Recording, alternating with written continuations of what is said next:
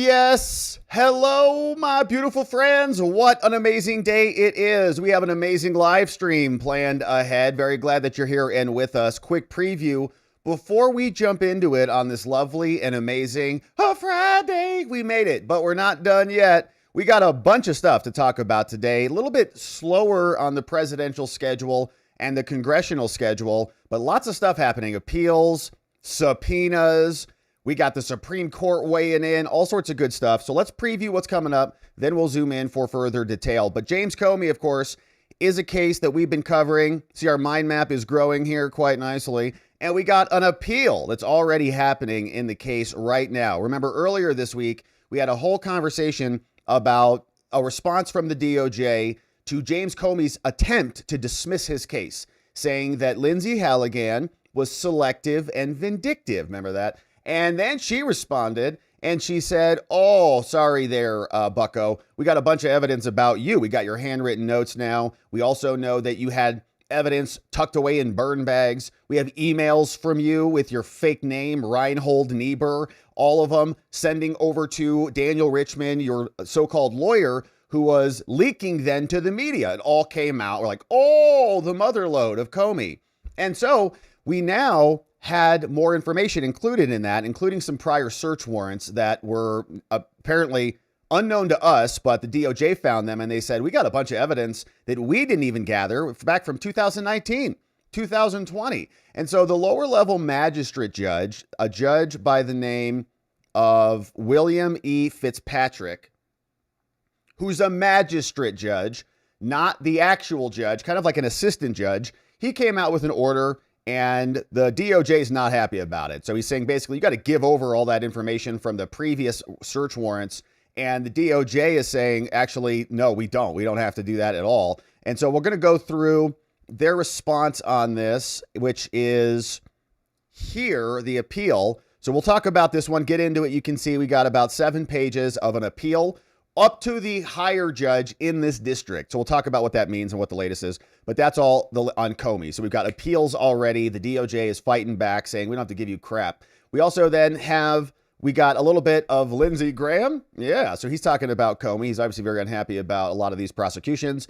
All that coming up. Then we'll turn our attention to more probes and subpoenas. Apparently 20, maybe 30 of them have gone out. So we'll run through this. We've got some freak out mode over from MSNBC. They're looking like they're very nervous because Ken Delanian, who's over there, is basically, in our opinion, the liaison for these leakers. Okay, he's the guy on the receiving end. They're throwing the ball, he's catching it and publishing it on MSNBC. So he sounds nervous. And we got an update on this J6 pipe bomber situation because we thought we were going to get a big, fat, juicy story on this yesterday, and we have not. So Steve Baker, the man on top of this one, has been reporting on it. We'll listen to what he said. Kara Castronova over with the Gateway Pundit. She's hearing things. We'll talk about Muriel Bowser, how she's in trouble. And I mentioned this yesterday on the show, but that's Stormy Daniels. Pretty sure we're going to play it and watch it together. So get your vomit bags. Then we'll hear from Eric Trump and others talking about the probes and the subpoenas coming up. Then we've got Supreme Court ruling on the trans passports issue. Got this one queued up. And the usual Ketanji, ... wait for it, ... full stop. She came out and she dropped another blog post for us. So the Supreme Court said that the trans passports aren't acceptable anymore. We're not going to indulge this nonsense. And we'll read through the decision out of the Supreme Court that came out yesterday, and we'll see what SCOTUS has to say about it before we turn our attention finally to the snap order that came down from this judge. Remember him, John McConnell, appointed by Obama. And now he's ordering the president to pay everybody. And it's another nonsense. They're appealing this one too. So the judges just acting fools all over the place, having to be appealed. Judges gone wild, as we say. And he's being appealed because he's now saying you're not following the intent of the law. You have to follow the intent. Okay, well, that's weird. How do you run a country based on just intent of the law? Actually, you should probably just follow what the law says in writing, right? And so we'll go through that. We'll see what the latest is. More reaction, lots of snap reaction. We got John Kennedy coming up. We got Rick Scott. We got Ron Johnson. Things are getting a little testy over there. snapping at Max Blumenthal, the walking corpse over there. So actually, I think we call Max Blum. I think we also call, who's the other guy? Wyden, Ron Wyden. Yeah, I think he looks more like a corpse than Blumenthal does, but you guys can be the judge of that. So a bunch of stuff coming up. JD Vance and the president all on the live stream today, and we are a bit early. We appreciate you joining us early. If you're a membo, stick around. We're going to debrief after we're done here. See what you have to say. See if anything else breaks between now and membos only time. We appreciate you being membos. We'll also be back on Saturday tomorrow for a members only stream. Can't wait to see you there. Thanks for subscribing. Thanks for liking the video. Thanks for sharing the channel with everybody that you've ever met in your entire life. We're grateful for that. All right, now let's get right into it because Trump is appealing, and here we go.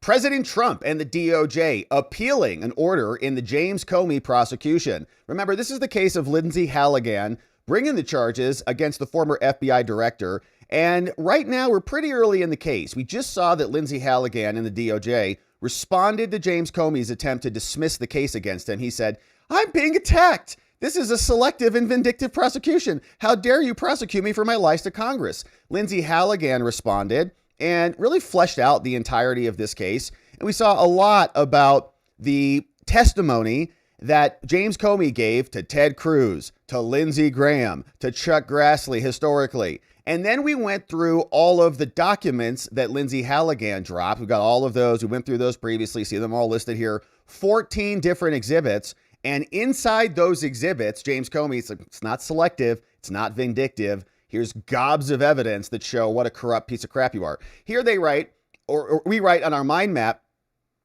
that we had 5 things that really stood out to us. 1, he sent classified material to his lawyers, Daniel Richman, who was the Columbia law professor, this dude down here. We saw that in the evidence that he was receiving instructions, executing on the instructions, reporting back to Daddy Comey, and then Comey would say, "Hey, great job, Dan Richman. You're doing an amazing job. Well done," as he's acting as a liaison for the FBI director. We also saw that James Comey himself said, remember this? "President-elect Clinton will be very happy with my decision." Well, we never got to see a President-elect Clinton, and we never will. It's going to be nice because that would have been a disaster. We also saw that there were burn bags in secret rooms. We went through James Comey's handwritten notes, and he was giving him clear directions. Good job, my friend. Thank you for going out and leaking all of this to the media. And in that discovery, in that tranche of documents that we got, there was more evidence that there were prior search warrants that occurred into James Comey. So some of this evidence was not gathered recently. It was from an old case back in 2019 and 2020. And so now Comey is saying, "What? You can't use that evidence against me." And so he then sent this into the court and he said, "Hang on, you got to do something about this." And the judge at this level is the magistrate judge. You can see very short order came down from this guy called William Fitzpatrick, the magistrate judge, which is not the district appointed judge who's confirmed by the Senate and all those things. It's kind of like an assistant AG. It's an assistant prosecutor. It's an assistant U.S. attorney, right? Not the official judge, but someone who's helping with a lot of the preliminary stuff and kind of making decisions. Not final, of course. You can appeal it to the direct judge, which in this case is Nachmanoff. So right here, you can see assigned to Nachmanoff and sent back down to Fitzpatrick. We don't know much about Fitzpatrick. He had just a brief. He was appointed May 9, 2022, and he came down with an adverse order against the Trump DOJ. And so here's what he said in his order that is being appealed. He said, "All right, this matter comes before the court. James Comey is trying to seal certain portions of his response, and he also wants to seal certain exhibits and seal a bunch of stuff. Motions to disclose grand jury proceedings and more. And he's also replying to the government's request for a filter protocol." And remember, the DOJ says, hang on, we got a bunch of evidence against Comey. And some of these emails from Comey appear to be like emails to his lawyer, right? And he was passing actual information to his defense attorney, who coincidentally, now that I've just rang the bell, is called Patrick Fitzgerald. So he has the same last name as the judge, William Fitzgerald. Probably no relation. But this is James Comey's judge and defense attorney. And remember, we knew this, that James Comey was sending him info in emails about these allegations, okay? He was his lawyer back during the time of the crimes. So we're asking ourselves, maybe his defense attorney has a conflict here and he should actually be a witness to the crime and to the case. So what's he doing representing him as a witness or maybe an unindicted co-conspirator in the crimes? So that's the background on the attorney. But now we see that the judge also came down, and it was referenced in the government's reply for the filter protocol. And the filter protocol, because they're finding evidence that was sent over from Comey to Daniel Richman, who is a lawyer at Columbia, and to Fitzpatrick. He also is a lawyer. So they're saying, well, some of this might actually be attorney-client privilege. Some of this might be evidence of a crime that we can use against him, but some of it might actually be protected. And so we can't be the decider of that as the DOJ. So we want to have another team come in and make that assessment and filter out the bad stuff. The good stuff we'll use, the bad stuff we won't use, but we don't want you to say that we access the bad stuff that we're not allowed to access. So have some other team do it. Now the judge is saying, okay, you have to go get all of the other search warrants together with all the documents and file a motion setting forth good cause as to why all of them should remain under seal, right? Make these things public. DOJ is going to appeal this. They say also that Comey may provide the government with his position about the motion, and that if Comey provides to the government his written position, the government shall attach that submission. Then, if necessary, the court says, we'll hold a hearing, and a lot of this is going to remain under seal. The government, you shall also file a supporting brief, and that any document that is currently subject to a pending motion to seal, you guys should meet and confer, talk about unsealing these, talk about redacting these, all the things. Now, the DOJ is not happy about this, and they're going to explain why right now. The government, DOJ, we appeal that oral order directing the government to produce, this is a little different, the grand jury materials. So orally, the judge told them to do something that apparently didn't make it into the document. That order from this judge exceeds the scope of his delegated authority. He can't order us to do that. And it was entered without the necessary findings that Comey has shown a particularized and factually based grounds for that disclosure, and that the need for disclosure outweighs the long-established public interest in grand jury secrecy.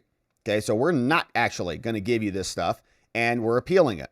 Now, the government respectfully requests that the court, the real judge, not the magistrate judge, vacate the magistrate judge's order, or on the alternative, stay the order pending consideration of further briefing. Here's the background. Trump's DOJ writes, on October 13th, the government moved for implementation of a filter protocol so that any bad information would not be tainted by the prosecutors, seeking approval for a protocol to handle disclosure of potentially privileged materials that might be between Comey and his lawyer. Now, Comey opposed that. He said the government should disclose 5 categories of information related to the protocol, and none of his demands originally were for grand jury materials. Then we fast forward. On October 29th, the court then noted that briefing on the government's filter protocol raises several legal questions, the court said. And they cited the government's motion and the response. And so the higher judge appointed a magistrate judge. He said, why don't you handle all this filter protocol privilege material stuff? I'm busy. You can handle it. So I'm appointing you, the judge that we're in front of now, Fitzpatrick, to preside over all of the privileged material. So think of a bucket of evidence that the DOJ may or may not want to use, but they can't look into it because it's privileged. So somebody else has to. Magistrate judge is going to come in here and schedule a hearing. He's done that. Now, on October 30th, just about a week ago, Comey filed a motion and a memo. And Comey said, I want you to disclose the grand jury proceedings, which are normally, very secret and sealed, and you can't get access to those. Now, in it, he requests that the court direct the government to disclose the transcripts and audio recordings of all proceedings before the grand jury in this case under the federal rules. Comey says that in part, the disclosure is required because the agent who served as a witness in the proceedings may have been exposed to Comey's privileged communications with his attorneys, and thus there may have been privileged information that was presented to the grand jury. So Comey says, I got to go look into it to verify whether you used any bad info. Now, under the court's scheduling order. Our response to the motion to give them these records is due on November 13th. Now, the defendant's reply is due on November 20th, and a hearing is scheduled for the 9th. But nonetheless, in other words, we've got a lot more work to do on this issue, right? However, during the November 5th hearing on the filter protocol, so we've got briefings. We've got November, response, reply, 20th, and a hearing. The judge just right on his own, sua sponte, the magistrate judge, sua sponte just said, you know what? I'm now going to order you to produce all grand jury materials by the close of business on November 6th, which was yesterday, which they filed this appeal. He issued it. Boom. They hit the appeal. It hit the docket last night. We're arguing about it now. The magistrate judge's disclosure order is contrary to the law in two important respects. First, it exceeded his authority. He can't order us to do something we were already scheduled for briefing. And then he just said, you know what? We don't even need any briefing. I don't really care. Just do it. So they say you can't do that. He has designated authority that was handed off to him by the judge, and he prematurely disposed of a motion that was pending before this court. We couldn't even brief it. And then these judges are so scammy, in my opinion, that they do it by now, like do it immediately by the end of day tomorrow by 5 p.m. So you have almost no time to appeal or get a stay. And then what? You're in violation of the court order, and then they're going to hold you in contempt or something? Or we have to know why you didn't comply with me. Second, it was entered without the required findings. Before he does this, he's got to follow the law. He's a judge.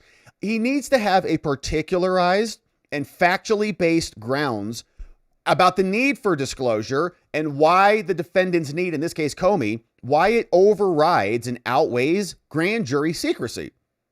Now, the court should vacate the lower judge's order, Fitzpatrick's, who may be cousins with Comey's defense attorney. I don't know.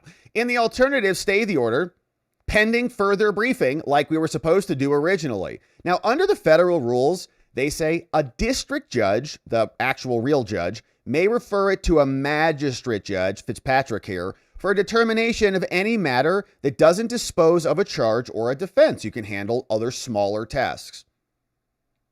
For example, a judge may designate a magistrate to hear and determine pretrial matters and other things. Now, after the magistrate enters orders, a party may serve objections. The judge, actual judge, the district judge, may then consider and modify any of the lower judge's orders. If it's contrary to the law, we can have action on it. Now, the long-established policy of maintaining secrecy in grand jury proceedings is also in the federal rules. Criminal Rule 6E. The rule says that just 3 circumstances exist in which a court may actually lift the veil of secrecy, and defendant's motion for disclosure relies only on one. Comey says that I can get access under Rule 6E3E sub 2, says at the request of a defendant, Comey, who shows that grounds may exist to dismiss the indictment because of something that happened in the proceeding. Now, this rule, it's an exception. Okay, it's locked down. It's secret unless you can make a showing that you meet an exception and you can get access to those. It's not an invitation to engage in a fishing expedition, James Comey, to search for grand jury wrongdoing and abuse when there's no grounds to even believe in that. You don't just get access. Well, I think something may have happened. Well, what do you think happened? I don't know. But once I open up the door, I'm sure I'll find something. Well, that's not how that works. You got to have some evidence of something, and then we'll say, whoa, you're alleging that this happened? Well, okay. Well, maybe we will let you go get access to that because that's a pretty big thing. Let me, ask the other side and have them respond to it and then review the record, the court, and say, yeah, you know what? You do get it because this was a big problem. Now, because grand jury proceedings are entitled to a presumption of regularity, we're presuming that there's not, filled with crimes like this is in a, Alvin Bragg grand jury. A defendant seeking disclosure of grand jury information bears a heavy burden, James Comey, of establishing that particularized, so very specific, particularly, what is it? And factually based grounds exist to support the proposition that irregularities in the grand jury proceedings may create a basis for a dismissal. You got to show something. The desire to investigate whether any impropriety occurred is insufficient. There is a strong presumption of regularity in the proceedings.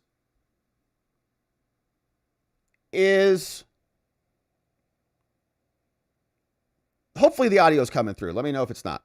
says, in deciding whether to release grand jury materials, courts must balance the petitioner's need for release against the traditional public interest reasons for grand juries. We have a little bit of a balancing test that is happening, and the court needs to decide what the decision should be. Yeah, all right. So the disclosure order here in this case from the judge exceeds the lower level judge's authority and improperly disposes of the motion for grand jury disclosure before the court. We already have dates for briefing. We have a hearing scheduled. This judge just wrapped it all up and concluded this issue, and they're not allowed to do that. But neither the government's filter protocol motion nor the defendant's response discuss the need for the grand jury material. So Comey hasn't met the standard. It's got to be particularized. It's got to be specific. And he hasn't done that. Instead, he filed a separate motion, and the motion under the other filing was not referred to the judge, and it has not been fully briefed. And so the lower level judge's disclosure order is now improperly and prematurely resolving the issue. It is contrary to the law, and it should be vacated. And this judge shouldn't be able to order us to respond to something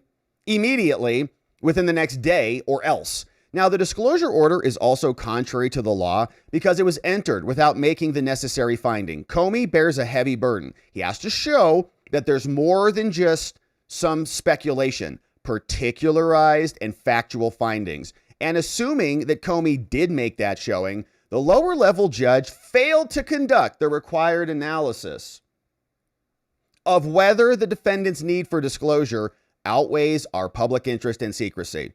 Rules lay out exactly what the requirements are, and the lower level judge entered the order without conducting the legal analysis, which is a pattern here that we've seen repeatedly. We saw that yesterday in the Second Circuit when they sent another case back down. They said, you actually have to do some legal analysis, judge. You can't just convict the president because you hate him, okay? Says here, the order, or in this case, exonerate Comey because you love him. The disclosure order exceeds the scope of this lower level judge's authority. Go figure. Prematurely resolves a motion and was entered without the necessary findings as required by law. And so the government respectfully requests that the court vacate this lower level judge's order, which he issued sua sponte out of his own, just pulled it out of his booty. Oh, you know what?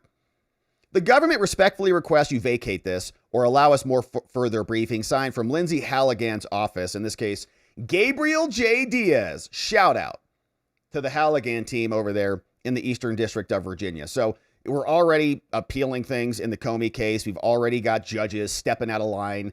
You can see it was scheduled for full briefing, and he didn't care. A written order pursuant to the oral order has not even been entered on the docket. Okay, so this judge just said it on the record. We just read the order, and it's not in there. So it's very, very curious why these judges are already twisting themselves to help James Comey with sua sponte orders in between, before complete briefing has even been completed. So it is, not a surprise, but we're going to keep our eye on this one. Obviously, this guy was appointed very recently, and Lindsey Graham had something to say about the Comey prosecution. Here is Lindsey. Lindsey Graham, that night you said he was lying right here on this show. Yeah, if I had time, I'd play it.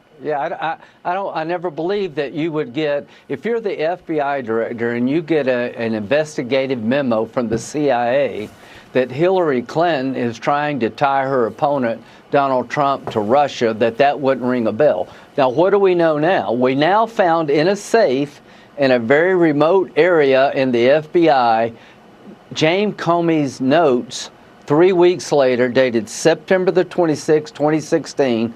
In the note, he says, James Brennan, JB, HRC planned to tie Trump. In his own handwriting, we now know that he was briefed that Hillary Rodham Clinton planned to tie Trump 3 weeks after the briefing.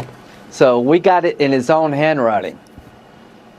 Yes, we do. Okay. That seems like a slam dunk case to me, Senator. You're the lawyer, not me. Well, okay.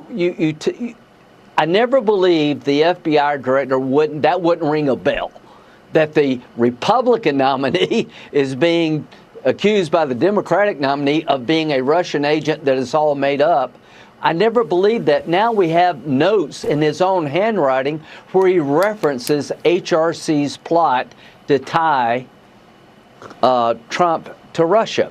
So the bottom line is this is real-time evidence 3 weeks after the memo in his own handwriting. I hope somebody in the legal system will use this note and take it to the grand jury. I think so. Senator, great job then. Great job tonight. Great job by the FBI. And all right, so that's Lindsey Graham and Sean Hannity. So they are out there. I guess Lindsey's, happy to see that we got these notes out. They have been used in the criminal case against Comey. We saw them filed as an exhibit against him by Lindsey Halligan's office. I think that the prosecution is continuing. I'm not sure if Lindsey Graham is talking about additional charges or a superseding indictment with new counts or what, but we are also happy that the prosecution is moving forward. Now, from Lindsey's perspective, he's in the Senate, so maybe they could form a little committee and hold some hearings on these things and subpoena a bunch of people and use the power, since they're in the majority, to, investigate this from the opposite side, just like they did with the January 6th Select Committee. They sent out gobs of subpoenas to everybody. And if you didn't comply with them, you went to jail. Remember that? Steve Bannon, Peter Navarro, we do. And the question is, why are the Republicans not playing the same game to go actually investigate the people who abuse their positions? Hopefully they do. And Lindsey, they spied on your cell phone records. So you should be animated to go get justice in these cases. We're going to keep our eye on this one, my friends. The Comey case continues. We'll see what the judge says on this appeal and whether the DOJ has to give information over to James Comey's defense attorney, Fitzpatrick, from Magistrate Judge Fitzpatrick, who also, sua sponte, just decided, you get everything, James Comey. Welcome to our district. So we'll keep our eye on this. James Comey, of course, being prosecuted. Thank you for subscribing and joining as we do. Now, we're not done yet. Bunch more to get to today, including this one.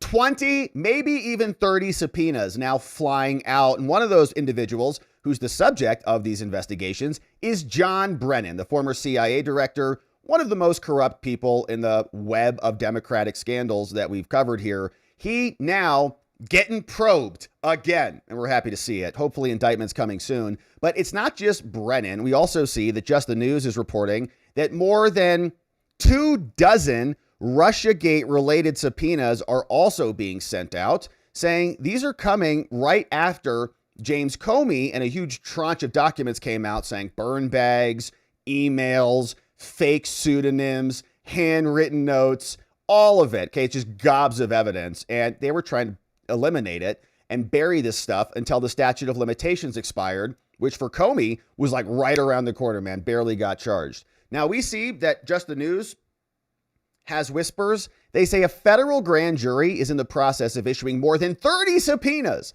tied to the Trump-Russia collusion scam that was propagated by our fake intelligence community who has no intelligence or does and are just corrupt. The subpoenas are being sent out as new revelations indicate that Comey, who was already indicted, expected Hillary to win, said President-elect Hillary would be amazing.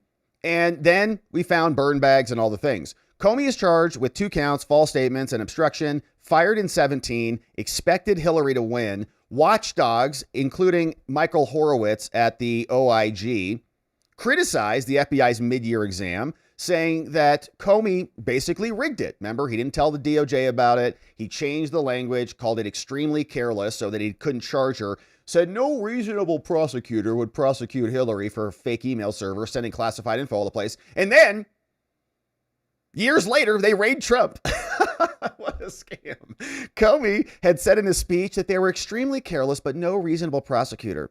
And then sent a bunch of this crap back and forth to Daniel Richman. So a bunch of people getting subpoenaed, and the reports we've covered at length here, but that's what they're getting over from Just the News. We see NBC is also reporting that Brennan is the subject of a lot of this, and that is good news. Here is the story there.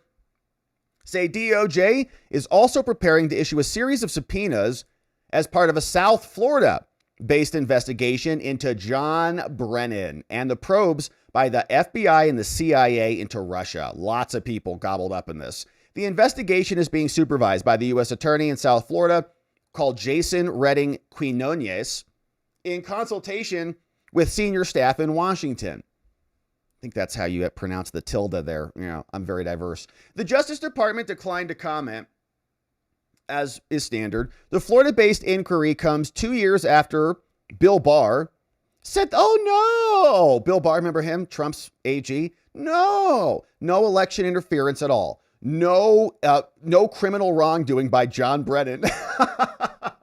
Bill Barr, you know, it's like Bill Barr has his folksy appeal about him. Kind of listening, like, okay, it's Bill, you know, whatever. But man, Bill was a cover-up king during his time there.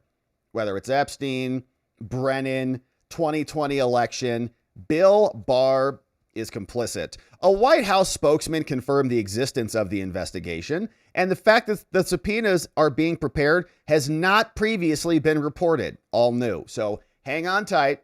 Among the topics of interest in the new investigation is the preparation of the 2017 ICA, the intelligence assessment that was fake and rigged. And remember, Obama came in, had a little powwow with them. Somebody pulled the presidential daily briefing off his desk. Then he says, yeah, we should look into Russia. And then they made a fake report. At the end of December, Obama ordered it. Early January, the real January 6th, new report comes out. It's all made up. What is in the classified annex of the report that nobody can see? Hillary Clinton's Steele dossier, which was campaign propaganda that everybody knew was fake. James Comey knew that it was an HRC plan to tie Trump to Russia. He wrote it in his handwritten notes. John Brennan was in the room. John Brennan lied to Congress, in our opinion, about whether or not the CIA had a role in including that classified annex. He said no, he had nothing to do with it. He pointed his finger back over to James Comey and the FBI. But what the OIG found when they interviewed everybody who was involved in drafting that fake intelligence product is that CIA officers confirmed that Brennan ordered them, overrode them to include that in there, and simultaneously said to them explicitly, it rings true, doesn't it? It's like all the hallmarks, it rings true, doesn't it? Same dude. And lied even to the extent to say the CIA didn't write it, but we know that the author who says, I wrote that, is from the CIA. The guy's a liar. Now, the fact that subpoenas are being prepared hasn't been previously reported, but John Durham also useless. We read your report, John. Opening his report like, the DOJ is so honorable and everybody's so amazing over there. And we did our hard work and we couldn't find anything. And then prosecuted Michael Sussman and botched that one. Conservative attorney Mike Davis, who advises the White House and the DOJ, has said in recent weeks that a Florida grand jury will consider whether top Obama and Biden officials engaged in a massive conspiracy. Shout out to Mike Davis. Trump was also federally charged. And Robert Mueller, we had one other than an FBI lawyer who pleaded guilty. That was Kleinsmith, I believe. But Trump and his allies have for years claimed that the Justice Department conspired and everybody covered it up. John Durham, that whole thing was pathetic. Honestly, just pathetic. Bill Barr, pathetic. All of them are institutionalists. So they protect other institutionalists like these guys because they realize, man, if these guys go down, we're probably going down. Barr, he's like, oh crap, if Brennan gets caught for lying and covering up and faking everything in the government, I'm in big trouble. So they protect each other and we all have to suffer the consequences. Now, MSNBC, this dude, Ken Delanian, who was like the Russiagate whisperer during this entire time, right? Comey, all these people are leaking to him and guys like him, says here, in response to this, the Justice Department is preparing to issue a series of grand jury subpoenas as part of its investigations into Brennan and Russian interference that they made up. Being led by Quinones, the Justice Department did not immediately respond, comes after Bill Barr said that there was no problems here. Mike Davis, that's basically the article. Now, we also then see that he was talking about this over on MSNBC, and they're starting to sound a little bit nervous because journalists were on the receiving end of a lot of this material. Here's Ken Delanian. Of Donald Trump. So, Ken, help me understand, if there were these previous investigations found no criminal wrongdoing involving Brennan, what changed? And what more do you know about this U.S. attorney? We have actual not corrupt prosecutors looking into the case, okay? The cover-up is now being exposed. That's how we'll help you understand. Is a Trump loyalist? It's someone connected to Pam Bondi down in Florida, definitely a Trump loyalist. What's changed in part, Anna, is that there was a criminal referral by the Director of National Intelligence, Tulsi Gabbard. Let's go. That when you read it, really didn't make a lot of logical sense. It strung together some things and tried to suggest that there was wrongdoing in the preparation of that intelligence assessment that really didn't stand up. But nonetheless, it does stand up. I just explained it very clearly. CIA officers say John Brennan forced them to lie about it and shove bad intelligence in there. He said it rings true. He said to Congress that the CIA didn't write it. That's not true. The CIA author who wrote it says, I work for the CIA and I wrote it. So why did he lie about that? she issued this. She made it public, and that we understand is one of the basis for including Brennan in this investigation, and suggesting that there's somehow new wrongdoing, newly declassified information, even though it's not new wrongdoing, it's covered up wrongdoing that has been newly disclosed. John Durham, as we understand it, had access to everything connected to that intelligence assessment and connected to the FBI's Crossfire Hurricane investigation. So, Lisa, if they have issued grand jury subpoenas, does this indicate they are, in fact, planning to try to seek an indictment? Not necessarily, not come yet. on, yes. However, Mike Davis, who is the person that Ken was just referring to, has gone on social media and sort of loudly advertised that in the Southern District of Florida, where Jason Quinones is the U.S. attorney, they're expected to convene a grand jury in late January. Convening of grand juries, Anna, happens all the time. And the fact that it is known, in part, may have to do with the fact that just logistically, a clerk's office has to actually find grand jurors through the normal jury selection process. But why it is that Mike Davis is assigning a lot of importance to that January 26th grand jury in Fort Pierce, Florida, leaves people like me and Ken scratching our heads. What do people who are in the MAGA sphere know that we don't know? Oh, my gosh. I don't know. We can just think through what's happening. Why do you think they're sending subpoenas out? Because they're bored and they just want to do more paperwork? They're just going to send a bunch of subpoenas out and then just say, wow, that's very interesting information. Wow, Walt's is all very curious. Wow. Or do you think that it is a necessary tool in the furtherance of an investigation leading towards a criminal prosecution? So these people just, we don't really understand. Why is Mike Davis talking this way? What does he know that we don't know? I don't know. How prosecutions work? Do you guys know how those work? Because this is the process for it. So it's not anything nefarious or behind the scenes or leaks. It's just pretty obvious.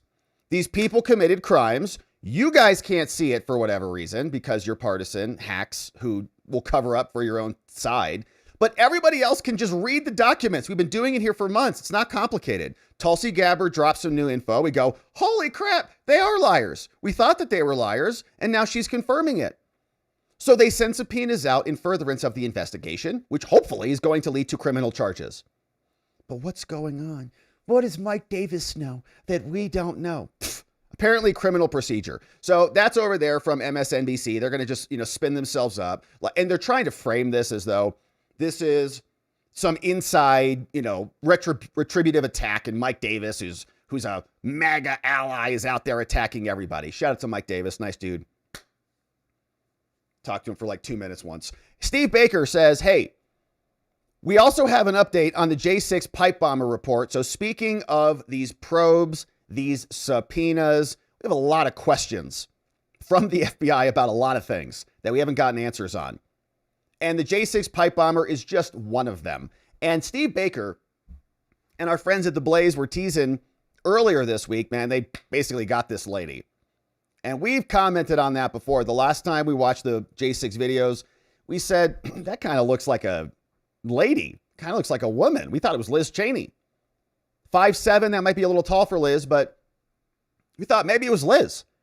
Or a dude who was just extremely fabulous, who was walking down the streets of DC. Either way, but it looked kind of like a woman to us. But anyways, we were waiting on this. We're like, a lot of rumors that it is a woman. Some people saying it's a Capitol Hill a police officer who actually did it, which would be just amazing. We think it probably was. We went through all the documents. We went through the actual deconstruction records from the FBI that show what the bomb was made up of. We're like, that doesn't even look anything like even functional. And it looks like it was a training op, like a training tool but that actually had some explosive residue so that the dogs could alert to it and all the things. And then it was just dropping them off so that they could deviate and distract away from the Capitol building on that day, which Stephen Sund and many others say it did. It had that exact effect. It pulled everybody over. And then they were able to tap people on the shoulder, other cops, and just say, let him in, let him in. And then they stood aside.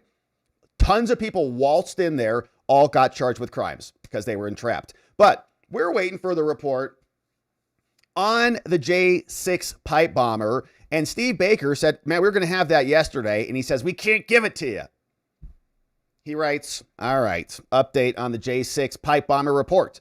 After an abundance of counsel from trusted parties within and outside the government, we've hit the pause button so those interested parties can have some more time to look at the J6 pipe bomber evidence. There are things they need to do internally. This is a real story, he says. When it breaks, it's going to be a huge story. There are a lot of moving parts, but we need to give them the time to do what they need to do. I know everyone is waiting. Believe me, tensions are running high. There have been a lot of sleepless nights the last 2 weeks, but this is a game changer, and we don't want to do anything to jeopardize that right now. I was up at 3:30 a.m. preparing the video clips for release on the morning Glenn Beck program. Contrary to what so many ex-complainers will say, this wasn't a hype stunt for views and clicks. And no, the government didn't silence us. Glenn and I were both pretty amped up to put it all out this morning, and we were both very disappointed when the decision to postpone was made. The government's investigation into the J6 pipe bombs was going nowhere just 2 weeks ago. Today, I can tell you that has all changed. A bunch of people got pretty spun up yesterday. Hang tight. It's all coming. All right, we will, Steve. I know. I know we're very impatient, myself specifically.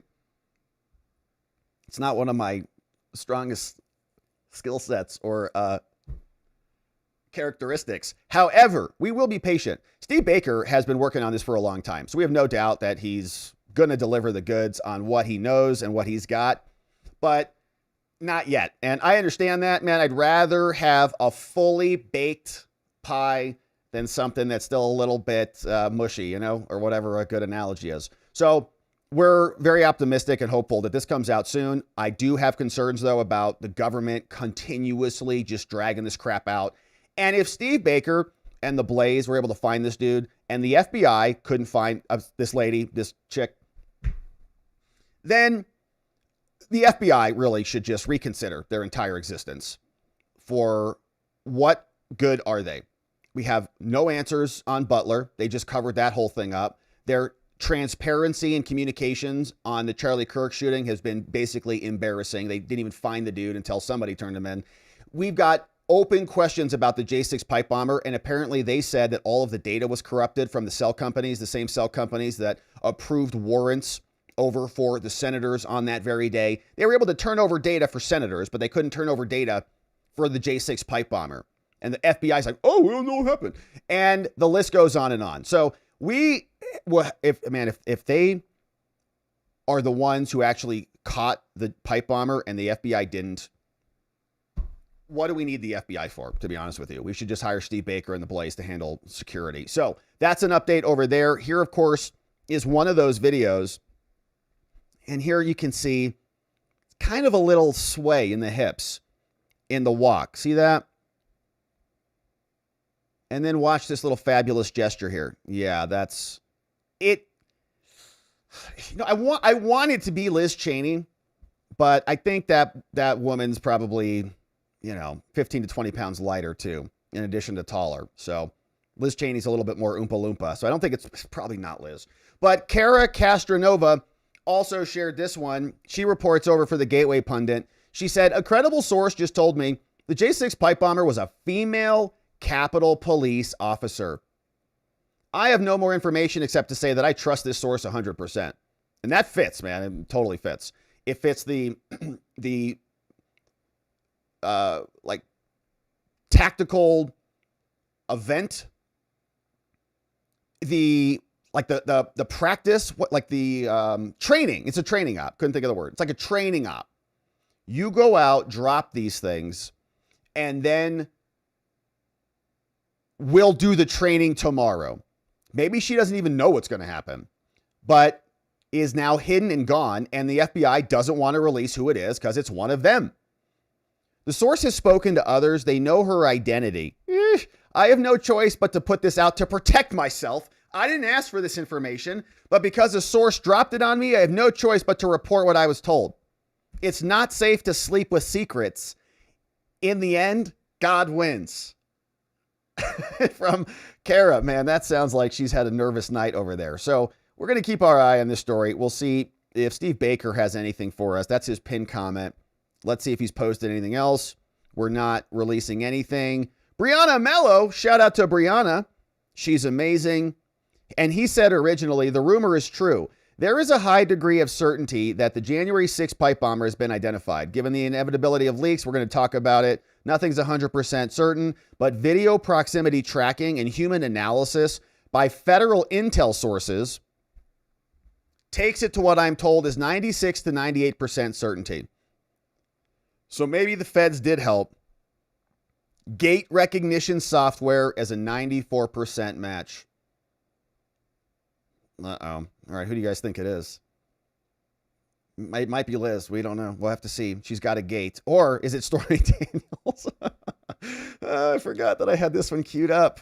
I don't really know why I had it queued up, but I think just so that you guys could share in my pain in having seen it. All right, so we had that. Now, also, Mayor Muriel Bowser is being investigated over her ties to Qatar. So we've got Comey, Brennan, Bolton, Latish, J6 pipe bomber, Muriel Bowser also makes the cut. And Muriel Bowser was also a huge problem in the J6 scandal because she rejected in writing, we've looked at the letter many times here, Trump's letter over to them to deploy the National Guard. She says, I don't want them in my city. The Metro Police can handle all of this.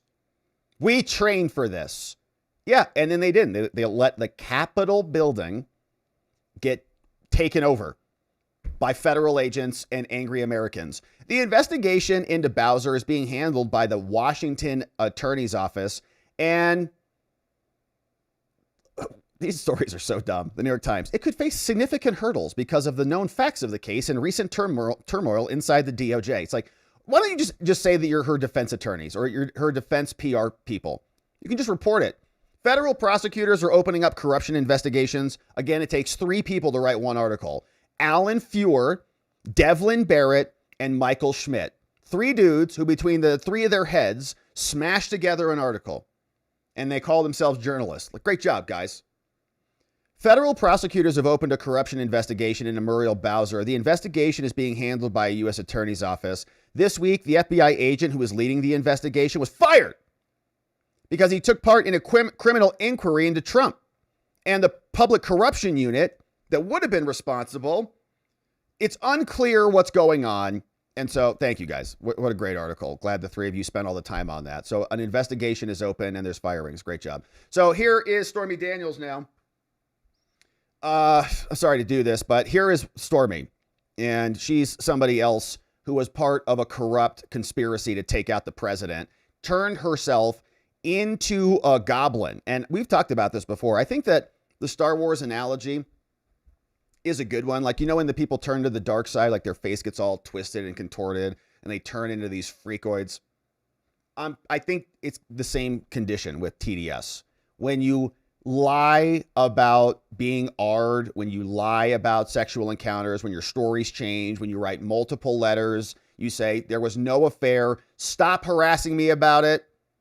And then you try to take advantage to sell a stupid documentary that nobody wanted to watch with your disgusting face on it and all of the other things.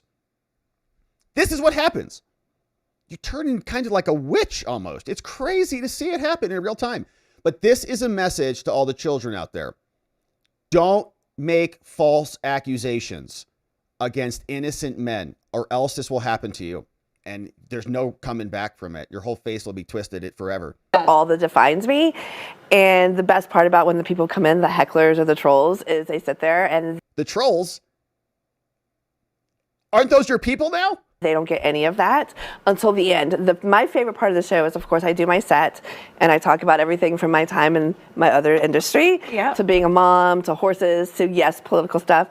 But the best part is when people come in tonight, they will get a note card and a pen, and they get to write questions, and it's anonymous but live Q&A. Yeah, lies do make you ugly.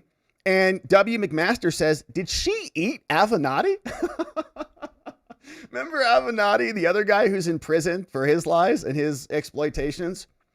Hilarious. It looks like it. Yeah, she may have eaten him. Maybe that's what's coming out of her pores. So for those who follow me on X, formerly known as Twitter. Sure. Yeah, get it they right. know that don't ask something you don't want to know the answer to. Really? Put it that way, Yeah, and you see the Dunkin' Donuts coffees on there. Stormy probably put down a couple dozen before the interview. She's like, yeah, no, that sounds great. We got Dunkin' in the back. Perfect. So, yeah, it's just incredible. All right, sorry to share that with you, but we had to. Now, Eric Trump was also out, and he's saying, yeah, my dad got shot in the head. And then they burned the body. We still have no idea what's going on over there either. So maybe the FBI can help get us some info on that too. I am totally unsatisfied. I am totally unsatisfied. You had a person with a modern rifle, modern scoped rifle at 130 yards who shot at the former commander-in-chief of the United States and a guy who was going to be, by all accounts at that point, the future commander-in-chief. And then they tried to kill my father 8 weeks later, you know, at his golf course in Palm Beach County, a golf course that I run every single day. I am totally unsatisfied that we have one picture of that shooter. The guy looks like he was 14 years old in the picture. We know nothing about him. We know nothing about him, right? And I am totally unsatisfied with the result, and I think a lot of America is unsatisfied with the result, and I think we better get to the bottom of exactly what happened. Are you telling me there's a conspiracy here that you believe that Eric Trump believes resulted in the assassination attempt? Listen, I think they did everything they could to take my father off that stage. They tried to bankrupt him. They tried to impeach him. They tried to take him off the ballots. They tried to silence our votes. They leaked our tax returns. They raided his home. And yes, do I think that they tried to do exactly to my father what they did to Charlie Kirk, where they shot a good friend of mine in the neck and I see my buddy bleeding to death? Yes, I think they tried to kill my father because they did not want his voice on that stage, and they don't want my voice on that stage. They didn't want Charlie's voice on that stage, and that breaks my heart to say, and we better get to the bottom of who this guy was, because we know absolutely, Michael, we know nothing about the guy. We've seen one picture of the guy, and I hope there's a really good, thorough investigation, because as a son, as I sit there with my 4-year-old and my 6-year-old on my lap, and I saw my father's head almost come off, I remain completely unsatisfied as to who this person was, and the guy's intent, and why he did it, and what was on his cell phone. I remain completely unsatisfied. Completely. We all are. It was shocking that nothing came of it. And honestly, I'm very happy to see Eric Trump screaming about this, because President Trump has not, right? It's sort of come off like Trump is not interested in talking about it. It's like a brush with death. He's like, forget about that, move on to other things. But we appreciate the tension on this. This was a total scam and cover up. They torched that dude's body in like 10 days. Same time Congress creates their bipartisan commission, all the evidence is gone. There is no final investigation that anyone's following. Nobody's charged with crimes. No Secret Service agents have been fired. At least with Charlie Kirk, we've got an open criminal case that's ongoing and people screaming about what's going on in that case. So there's tension that's being held there. But on the Butler thing, it's dead. End of story. It's all just kind of nicely done. And we see that so much with our government. It's really disgusting. And we're tired of it. So we're happy to see Eric Trump is out there. We're happy to see that there are 20 to 30, maybe 40 subpoenas going out. John Brennan's freaked out. Ken Delanian and MSNBC, they're poking around like, what's going on out there? We don't know. How come so many people are being charged with crimes now? Well, because they're criminals. That's why. So we got all of that. And then we had to mutually suffer through Stormy Daniels, who has now become a creature from a Hollywood horror film. And we're going to keep our eye on this. Maybe she'll get subpoenas too. All right. So my friends, let's carry on. We have a little bit more Supreme Court business to attend to. And we got this docket and this order queued up right here. Victory for the president in the Supreme Court of these United States. You can see the cases against Ashton Orr, and it's about the trans passports and all the different alphabet letters that can be shoved in there, expialidocious, to define your gender. And they said when Trump won, okay, we're done with this nonsense. You are going to use your biological identified sex on your passports, and we're going to stop with this nonsense. And we've seen some other decisions from the Supreme Court. Amy Coney Barrett in particular is like, we're not doing any of this trans stuff. Okay. Amy came out aggressively. She's like, you're not a suspect class. You're not like women. You're not like people who are segregated by race. You're not even a quasi-suspect class. Okay. So you're a dude, act like it, and get out of my court. And we're like, whoa, Amy.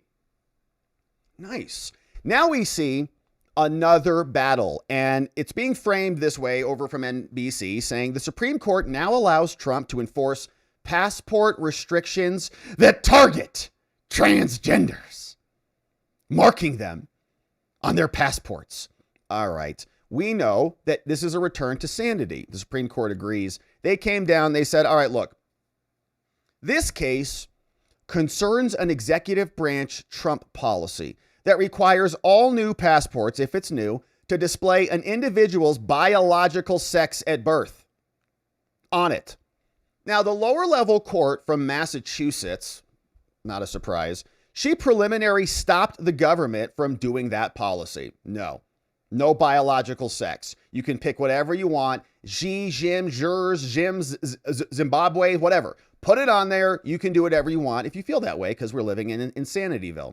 So the First Circuit said, actually, they're right. You can put whatever you want on your passport. This is about equality. Now, the government then filed this application. So Trump lost twice. The trans passports were around. Trump appealed. Nope, trans passports. We love the T's. Mark it up however you want. Now we're at the Supreme Court. The government is here. Now, applying our familiar factors for a stay, Trump is saying the lower level judge stopped us from enforcing the policy. Please stop them so we can enforce the policy. They say out of the Supreme Court, we now grant the application. Trump wins. Here's why. And this is not a named decision. We're going to get to Justice Jackson Ketanji with a big fat dissent in a minute. But here is what the majority of the court says.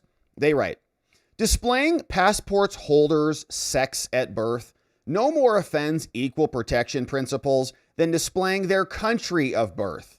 Okay, in both cases, the government is merely attesting to a historical fact. That's all, without subjecting anyone to any differential treatment. But we know that if you're like a T and somebody misgenders you or mispronouns you or whatever, it's basically like a violent attack. It's basically like murder. You just murdered somebody.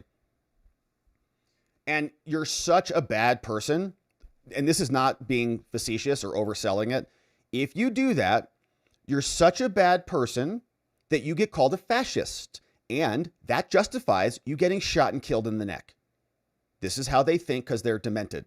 Now, and the court is saying, no. It's just a historical fact. Okay, you're born a dude, call yourself whatever you want, but the passport's going to mark that you're born a dude. Stop trying to be pretending you're a woman. Stop going into locker rooms and harassing women. You're a man. Everyone can see it. On this record, respondents have failed to establish that the government's choice to display biological sex, they say Trump is attacking the trans. They say it has no other purpose other than a bare desire to harm a politically unpopular group, the T's, who were until recently the most popular group on the planet, according to our government and the Democratic Party. You had to transify everything. Now they say, no, that's not, it's just a fact, okay? Like, it's it. So stop crying. Nor are respondents likely to prevail in the T's in arguing that the State Department acted arbitrarily and capriciously to like attack you. Chill out. By declining to depart from presidential rules that Congress expressly required it to follow. They say, actually, Congress also passed a statute, 22 U.S. Code 211A, that says you should do that. So for these reasons, the government is going to win. They're just following the law, and it's a historical fact, so chill out. And the district court grant the lower level judge who's getting reversed here, she granted a class-wide relief. It enjoins the enforcement of Trump's entire policy preventing him that has foreign affairs implications. It's a passport and it's a government document. So because she did that and she can't do that, the government will suffer irreparable injury. And so the application is now granted. Trump wins. The lower level order from Massachusetts is stayed. You lose. Pending disposition of the appeal in the First Circuit and disposition of a petition for a writ here. So even if you go up to the First Circuit and they say, sorry, you have to have trans labels everywhere or else you're a bigot. Even if they say that, the Supreme Court is indicating here, we're going to reverse you, First Circuit, because this is nonsense. Says, should cert be denied, then our stay shall terminate. But if we grant it, then when we send our judgment back down, then you'll know where we stand on this. So that's the majority decision. And very short, of course, we're going to get the screeching from the three libs. And here is what they say in response. And so it's a 6-3 decision. We've got the three dissenters down here, Jackson, Sotomayor, and Kagan. And here's what they're going to cry about for the T's. And Jackson, of course, they're going to screech about the shadow docket. They love the shadow docket when they're using it, but they don't like it when the other side is doing it. And every side just screeches about it, both sides. Now, as is becoming routine, says Justice ... wait for it, Jackson, says the government seeks an emergency stay of the preliminary injunction and is being routine here. This court misunderstands the assignment, says Ketanji. She says our task in deciding stay applications is not simply to make a back of the napkin assessment. Rather, the nub of the project is to fairly determine our intervention. And to do this, we consider not only their likelihood of success, but also the irreparable harm. So I want to see what she says the harm is to the T's who are not labeled properly on their passports. Let's see. Here, the balance of equities requires weighing the harm to the government from not being able to proceed against the policy and the people, the T's, who would be subject to having a better label on their passport. Let's see. She says the court today ignores critical limits on your discretion. And now you're seeking to enforce a new legal policy immediately, but you are not even offering any evidence of who's going to be harmed. But you spill a bunch of ink. And you're not even considering the most vulnerable party here. This has been an unfortunate pattern. And so too has our own refusal to look the other way about basic principles. And so I respectfully dissent. Okay, this is a painful perversion, she says. No, so here's her trans analysis.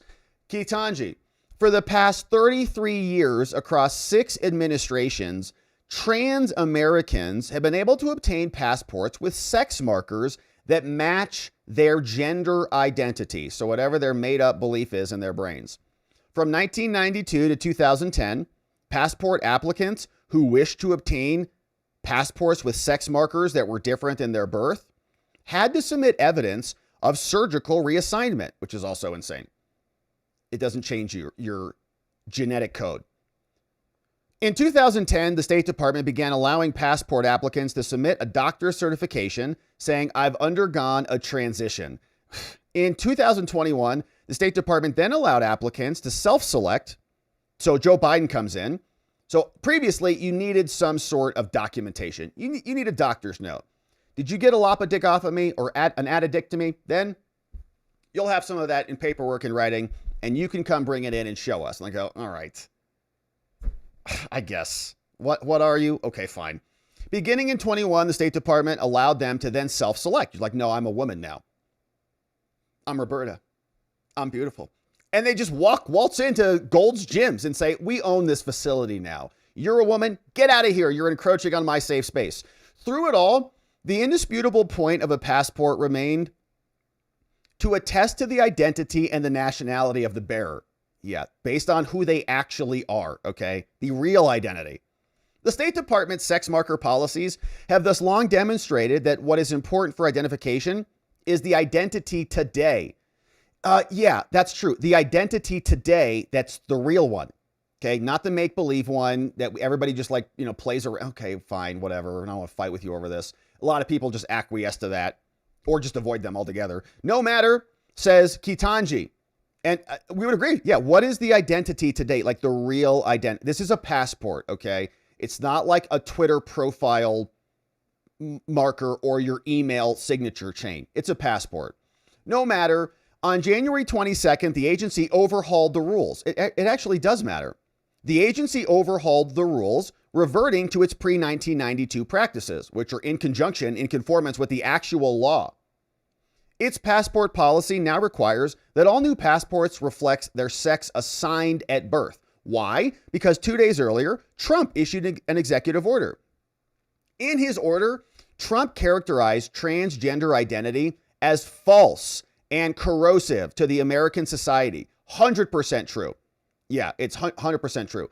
The order asserted that the policy of the United States is to recognize two sexes, male and female, which it says is the sex assigned at conception. And the order directed the Secretary of State to require that any new government IDs reflects biological sex came into effect. The State Department responded. It rescinded its prior policies, didn't change the law. The agency just wrote bad policies. They said, oh, well, actually, that's a bad policy. We're just going to change that. We can. And moving forward, trans Americans who had previously obtained passports with sex markers reflecting their gender identity rather than their assigned sex at birth could continue to use their documents until they expire, okay? So if you have already got it, we're not going to make you change it. We know that you're very experienced at changing things, but you're not going to have to change that, okay? So you can enjoy it. Several trans Americans who want or need new passports, they sued. They said our documents have to match our fictional identities. Otherwise, we're going to be murdered. They sued. They said this is upending 33 years of settled practice. Doesn't matter. It's not the law. They claimed that the passport policy violated equal protection clauses. Again, and that's a constitutional concept, not citing some problem with a statutory violation. It unlawfully discriminated on the basis of sex. It lacked any rational basis because it was motivated by bare animus against transgender Americans.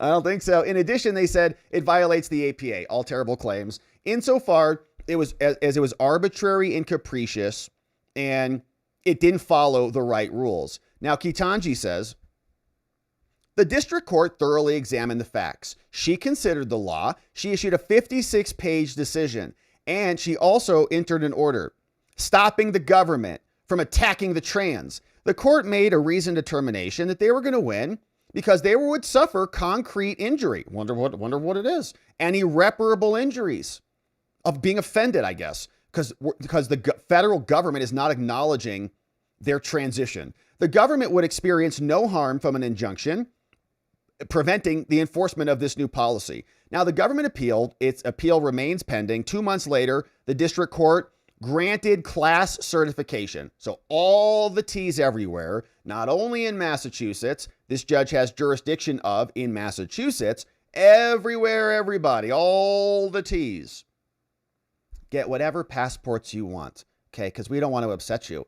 The government unsuccessfully sought a stay in the district court's orders pending appeal. And so they lost that. Now the government is coming to this court because, you know, it's the Supreme Court. And she says, you shouldn't be granting relief here. Where intervention is appropriate, you must tailor the remedy. And she's citing a bunch of law here.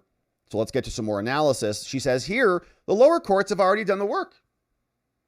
She says, based on their own evaluation, the government wouldn't be harmed at all. All it is like a paperwork thing for them. It's going to cost millions of dollars of compliance to conform all of this to, you know, have people actually, well, actually, she says this guy who's standing in front of me says that she's a woman, but it looks like a dude here because everybody can see shoulders, looks like a friggin' linebacker standing right in front of me, but says it's a woman. So you're Customs and Border Patrol and you're doing, you know, this is strange. So you need some training on this. And there is actually a compliance cost to all of it, right? Anyway, one example.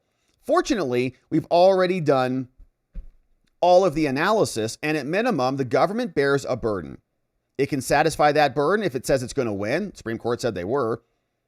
And they haven't demonstrated any harm from this, let alone harm that would allow us to step in now. She says the government's policy that immediate implementation of this is necessary to be accurate, like there's a cost of being inaccurate, according to the government, self-selected gender identity does not provide a meaningful basis for ID.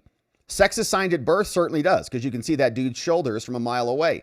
The gut and the hands, too. It's like palming basketballs. Says the government also contends that the passport policy is part of the effort to impose a uniform definition of sex through the government. And the preliminary injunction, the government says, impedes the president from carrying out these legitimate, she says, supposedly objectives. And so the government's only asserted harm, its only one, is that the president cannot enact his preferred policy. And that is not sufficient. And so what the government needs is to explain the harm. It suggests that there's an urgent foreign policy interest in making sure our passports are accurate. All the government is able to muster is saying it's a contradiction. It's inaccurate. It contradicts biological reality. It's a pretty damn good reason. We don't play make-believe in the federal government, okay? But how urgent can this interest be when the passport policy itself allows trans Americans who already have passports to continue to use those until they expire? Well, that's the point, is we're phasing them out because they're inaccurate. The government also insists that gender identity is not a meaningful basis for identification. No, it's not. What if somebody wants to just say, I'm a black man now? No, identify as black. No, really. Or whatever. Would we allow that? Would you need a doctor's note? There was that one woman, Dolezal. Could she go on to her passport and say she's a black lady? No, that's not how this works. Strangely begging the question why sex markers are required on passports at all. For identification, Ketanji. In any event, they provide no evidence of harmful confusion or other problems caused by the Ts who use passports with T identities. To the contrary, she says it's gender incongruent passports that cause confusion. Ketanji sees the linebacker who's dressed as a woman, and she says, "Hello, madam," and like plays the game. Everybody else goes, huh? Now, as for the government's suggestion that the president is harmed by not being able to impose uniform definitions, there is no actual harm. Now, at the end of the day, it's the T's that's going to be harmed, and so this is unlawful, says Ketanji. The current record also demonstrates that the trans are exposed to increased violence. Why? Are they waving their passports around? If their passports are mislabeled, it's increased violence. One person, she's trans and intersex. She asserts that she's been sexually assaulted by the TSA. Well, that may make sense to me. If you say you're a woman and you walk through the scanner and the scanner shows a giant wiener right in between your legs, then they're going to have to search for that because it might be a bomb. This is why this whole thing is insane. Another plaintiff called Chastain attests to having been strip searched because the documents didn't match the gender expression. And someone else also got invasive pat downs. And I'd like to see what these people look like, to be honest. After they observed the disjunction between her female gender expression and the male sex marker on her passport, like literally. It's a dude. Confirm her gender. Zaya. It's probably a male to female. It's hard to even keep track of these things. Zaya. Ketanji's calling her a her, which means it's probably a him. So male sex marker on her passport. Yes, the dude has a bulge in his pants. TSA agent says, I got to check that. You say you're a female, you should not have anything there. But you have a carry-on with you. What's inside there? And two others have been accused of presenting fake identity documents. They were forced to out themselves as trans and non-binary to TSA agents. There's a security implication. You can't smuggle in stuff in your genital nether regions. Airport checkpoints are stressful and invasive. Yeah. Even without the added friction. Just say what you are. Just say, I have a penis down there. Okay. I like to say I'm a woman, but I got a penis here. It's not off yet. So you got to go through like it's part of the reality. Okay. Sorry, we can't play your little game here. The passport policy also invites the probing, at times humiliating additional scrutiny that they've experienced. Well, it's part of security, man. you can't just, I mean, what if you have a bomb in there? Given this, it's no surprise that each of these people credibly testified that they're going to experience significant anxiety and fear. That's all of our problems now. For their safety, if required to use passports that reflect their sex assigned at birth. Absent an injunction, plaintiffs and the classes of T's they represent are forced to make a difficult choice, using gender incongruent passports, risking harassment and bodily invasions on the one hand, and avoid all other activities like opening a bank account. Anything else that may require a passport, right? Got to bring your passport in. So these are big harms for them, and they're going to just be so embarrassed that they can't actually say what their biological, physical reality is. So these are real world harms. They're going to have anxiety, and they're going to have fear. So our entire federal government has to indulge in their insanity. So that is from Ketanji, as about as Ketanji as you could get and imagine. And so big win for the president. And I think this is going to be the pattern that we see moving forward, that the conservative justices are just not indulging it. We're not creating a new suspect class. Okay. The trans are the trans. You guys can just deal with it. And don't act like you're a group of women who deserve the same quasi protections that the women have. And there are biological differences between men and women, which is why there are some laws that are kind of women specific that protect women in certain ways, because there's biological actual differences between the two. That's why it's a quasi suspect class. We have this thing called intermediate scrutiny. There's all this case law around it. And so you don't get to just say that you are a new class when these biological distinctions clearly matter. And if you're smuggling in a carry-on in your genital region, you're going to be subject to scrutiny for those things if you say that you don't have them and you do. So nice win from the Supreme Court. The liberal justices doing the same thing. They're being attacked. There's anxiety. I know. America's so hard to just live. So we see Supreme Court grants a victory. It's a stay. The case will be further briefed in the Court of Appeals and may make its way back, but we'll keep our eye on this one. Thank you for subscribing and joining as we do.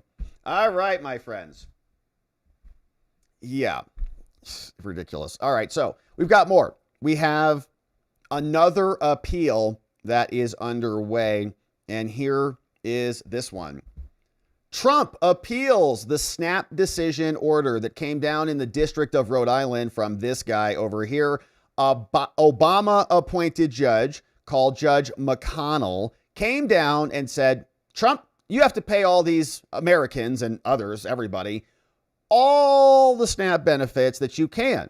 We don't really care if you have no money. You have to do it. And he issued this order. He said something like this that is now being appealed. The original order came down.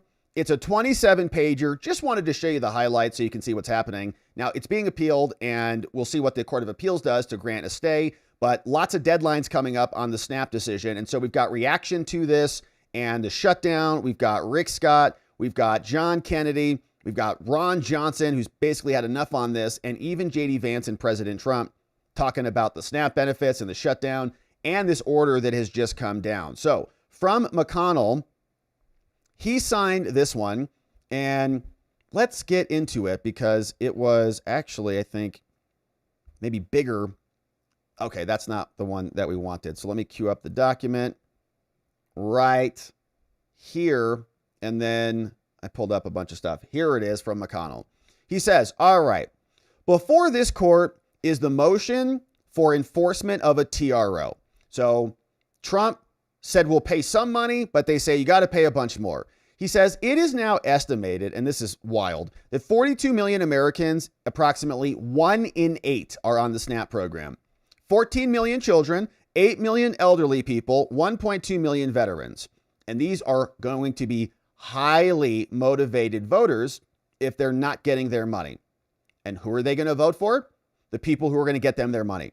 A core mission of the Department of Agriculture is to ensure that children are properly nourished. But their decision not to feed hungry Americans through SNAP means I have to do something about it. So Judge McConnell is now going to solve the problem.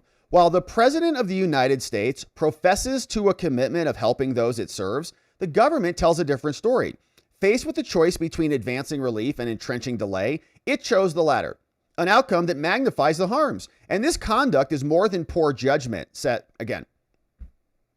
The court can't substitute their judgment for the president's because they're not the president. It is arbitrary and capricious. Okay, so now he's saying the judgment is so bad that I can do something about it because it's now just arbitrary and capricious, which is obviously ridiculous. The government is shut down. And one cannot champion the public interest while frustrating it simultaneously, ripping on Trump. Discretion exercised needs to be done appropriately. And so these judges are nuts, man. Accordingly, intervention is not only warranted, but it's necessary to restore coherence, accountability, and fidelity to the law's intent. We talk about this all the time. Okay, you have to do what the law says. If the law says one thing, you got to do that. You can't just say, oh man, it says this, but we know that they intended for it to say something else. And so since they intended for it to say something else, we're going to do that. That's how the whole country gets perverted. And there's been a lot of that going on over since the founding. Oh, the legislative history says this. And this is the living, breathing Constitution ideology. It's not textualism or originalism. What do the words say? What did the words mean when they wrote them in there? So we can gather what the meaning of this phrase is. Instead, it's opposite. It's the intent. Okay, well, maybe a bunch of people had the intention of doing this or doing that, but we can only govern ourselves based on what the law actually says. Otherwise, we're living in a clown show. Therefore, this judge says the intent is to feed these people. And so therefore, I am issuing a second order requiring the full payment of SNAP benefits to be made immediately. And I think there might be a silver lining to this. I mean, if there is no money, then maybe the president has no choice but to follow the court order and strip the money out of a bunch of other locations to fund SNAP. What can he purge and cancel and take away from that's already mandatory spending, that's already covered, that he can end to pay for this? But let's go into it. This case has already had an unusually lengthy and factual history. 2024, Congress said $122 billion are going to feed Americans, which is insane. I mean, if it's a redistribution of wealth, if it's the government feeding people, if some Americans are paying to feed other Americans, isn't that not just basically communism or an element of it? From each according to his ability to each according to his need. We say we live in this capitalistic free market society. This is evidence of a much deeper systemic problem in our country. And I think we're feeling the effects of it. You cut off their benefits, race to the polls, Democrats have a blue sweep. Congress maintained those funding levels for a long time. Then in October, Congress shut down. The government shut down. There is no money. Then USDA issued a memo saying we can't afford to pay our SNAP benefits and said, take action on this. In a separate memo, they asserted, oh, well, there are contingency funds that are not available. And then in October, a group of people sued. They said, you have to give us this money. They argued that contrary to the claims that the well has run dry, there is actually other money. There's $6 billion over here in contingency funds, and there's $23 billion in Section 32 funds. They say, you got to give us that money. The court held a hearing.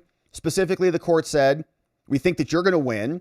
You can't cut off the funds if you've got some contingency funds, saying contingency funds can be used, saying there's going to be irreparable harm. What happens if millions of people go without food?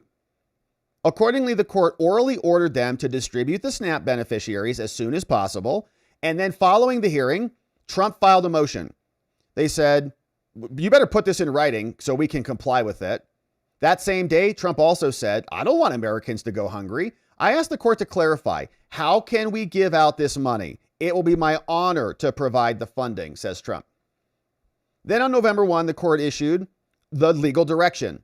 It explicitly said Trump has two options. One, you could use Section 32 funds to fund everything. And if you chose not to provide the full funding, then you have to, that decision had to be made in accordance with the law. Then on November 3rd, they filed the status report.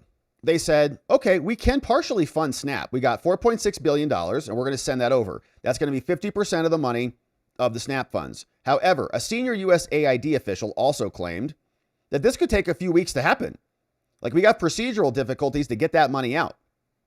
According to Trump, the USDA never had to issue partial SNAP benefits before. It's all new. So it's like we got to, move money around. These difficulties, state agencies, all sorts of problems. Usually it's just like open floodgates. Here, have some more money. Here, have some more money. Here, have some more money. Now they got to like cut it back a little bit. They don't know how to do it. Also in their status report, they said, we have determined we're not going to use Section 32 children funds to provide SNAP benefits for adults. Okay. We're going to keep the children money, for the children, not for people who are gobbling up SNAP benefits who don't need them. Their reasoning behind electing not to fully fund this was actually Congress said it's only for child nutrition programs. And if we give everyone else the children's money, we're going to have a $4 billion gap for the children's fund. And Congress is not going to reappropriate that. And we feed 29 million kids. The next day, they then filed a motion. All the people who want their SNAP Doritos, they said, hey, you have to give us our money. They said they're failing to comply with our order expeditiously, and they failed to resolve any of these things. They're not doing what you ordered them to do. Within an hour of them filing their motion, Trump then posted another post. He said, SNAP benefits, which went up by billions under Crooked Joe, were done haphazardly. Trump said they were handed to anyone just for asking about them, and opposed to those people just in need who need it. And so we'll give everybody benefits once they open up the government. Then they filed another notice. They said, Trump is threatening to defy you, Judge. Filed another notice. They say they're not complying at all. They're delaying our money. It's our money and we need it now. And so after careful review, we held a hearing and the judge came down with an order. He said, I gave you guys two options. You could have used any money, but now you're coming here and you're not following my order. You're not being expeditious. You're just making up procedural difficulties. You're saying it could take weeks. You said there's nothing more we can do. But they say, yes, you can. You could have begun working immediately, and you didn't. And so now I'm mad about it. You overlooked the fundamental point. Compliance is achieved when Americans are fed. I'm a judge. I'm ordering you to execute the law. And instead, you've undermined the intent and the effectiveness of this order. And the court is not going to excuse this noncompliance. And so now, therefore, we order you to enforce our prior orders. There is full funding that must be had. Along with their motion, they also say, we want all of our money. And they say, we're going to fast forward through the standing stuff. In evaluating the case, they say there is going to be irreparable harm. All three factors weigh in favor of them. Everyone's going to die if they don't get government money. And what you're doing is arbitrary and capricious. So you have to act. The court finds it astounding that Trump would even choose to go down this path if they were aware of all the difficulties and delays. What then? Why would you only fund it halfway if you could fund it fully if you knew it was going to take several weeks? People are starving. An agency action that is premised on legal error is arbitrary and capricious. You are now conflating Section 32 funds for the children program with the other funds. It doesn't stray from congressional intent. And nothing prohibits you from using the children's money. This judge wants the kids to go hungry so they can feed all the other adults. In fact, USDA has even conceded that they're transferring $300 million and blah, blah, blah. And so it's arbitrary and capricious. You should be transferring the money. And one final point from the judge. Contrary to what the defendants claim, 29 million children who participate in the CNP program are not at risk of immediately going hungry. Instead, the children have plenty to eat. Instead, the 16 million of the SNAP who will go hungry need that money. So he's saying there are children in the SNAP funds. In other words, it defies belief that you would prioritize hypothetical disruption to the children under the guise of protecting the children. And so this is so implausible. This is arbitrary and capricious, and you have to now pay everything. Writing, the claim claims are undermined by the president's own post. And so the remedy is you have to pay. They're going to win. There's going to be irreparable harm. Everyone's going to die. And so therefore, your motion to enforce is granted. Trump is ordered to make full payments of November SNAP benefits by taking money from the Children's Contingency Funds, signed by John J. McConnell Jr. And now Trump is saying, totally ridiculous. We're obviously going to be appealing this. Here was J.D. Vance saying the same, that the judge's order is telling the president how to triage this funding problem. Look, Jackie, it's an absurd ruling because you have a federal judge effectively telling us what we have to do in the midst of a Democrat government shutdown, which what we'd like to do is for the Democrats to open up the government. Of course, then we can fund SNAP, and we can also do a lot of other good things for the American people. But in the midst of a shutdown, we can't have a federal court telling the president how he has to triage the situation. We're trying to keep as much turned on. We're trying to keep as much going as possible. The president and the entire administration are working on that, but we're not going to do it under the orders of a federal judge. We're going to do it according to what we think we have to do to comply with the law, of course, but also to actually make the government work for people in the midst of the Democrat government shutdown. Yeah, and the judges don't run the executive branch. And so the judge is ordering funds to be snatched from children to go to adults and some other children. So the Trump administration has filed their notice of appeal. Very short filing. As you can see, it's just the notice. They're, I'm sure, working on the full appeal, which will hit the docket soon, which we'll review. But remember this guy, Stanley Woodward? Yeah, the same attorney who represented Walt Nauta, Trump's chief of personal assistant, really, and tried to get Stanley Woodward, Jack Smith's prosecutors, Jay Bratt, to encourage his client to flip on President Trump. Remember that scam? Stanley Woodward is back. He says, please take notice that we're appealing this decision from this judge, the written version and other documents, the one that just dropped yesterday, granting the motion to enforce this. We're taking it up to the Court of Appeals for the First Circuit. So that filing has dropped. Let's make sure we don't have any other major documents that are fresh. Supplemental record, notice of appeal, and that's all we got. All right, so the full document has not hit yet, but they're appealing that. They're saying we're not going to comply with that. Obviously, it's money for children, and so the appeal will work its way through, and we'll keep our eye on that one. Here's the full record of a bunch of the other case materials, but we see that it's all about the shutdown, and the Democrats are in favor of it because they are using it as leverage. They know that if they lose their illegal alien constituency and all the trillions of dollars that go to their blue cities, their power centers are going to evaporate. And Rick Scott was out on the Senate floor explaining this has caused the longest shutdown in history, leaving millions of Americans worried about their food. Why don't they just open up the government? Democrats have caused the longest government shutdown in our nation's history. For one reason, they hate our president. They hate him. That too. They don't care that their actions are stopping our troops, Capitol Police, federal law enforcement, air traffic controllers from getting their paychecks. They don't care that they're causing chaos and delays at our airports, or that 42 million people rely on SNAP benefits who can't put food on the table. Now, I think about growing up. I was blessed, had a wonderful mom, but we lived in public housing. I don't know my dad. She really struggled to put food on the table. In my state of Florida and all across the country, we have people worried about putting food on the table right now. Little kids are worried about getting a dinner tonight. And it's because the Democrats have decided to shut down our government.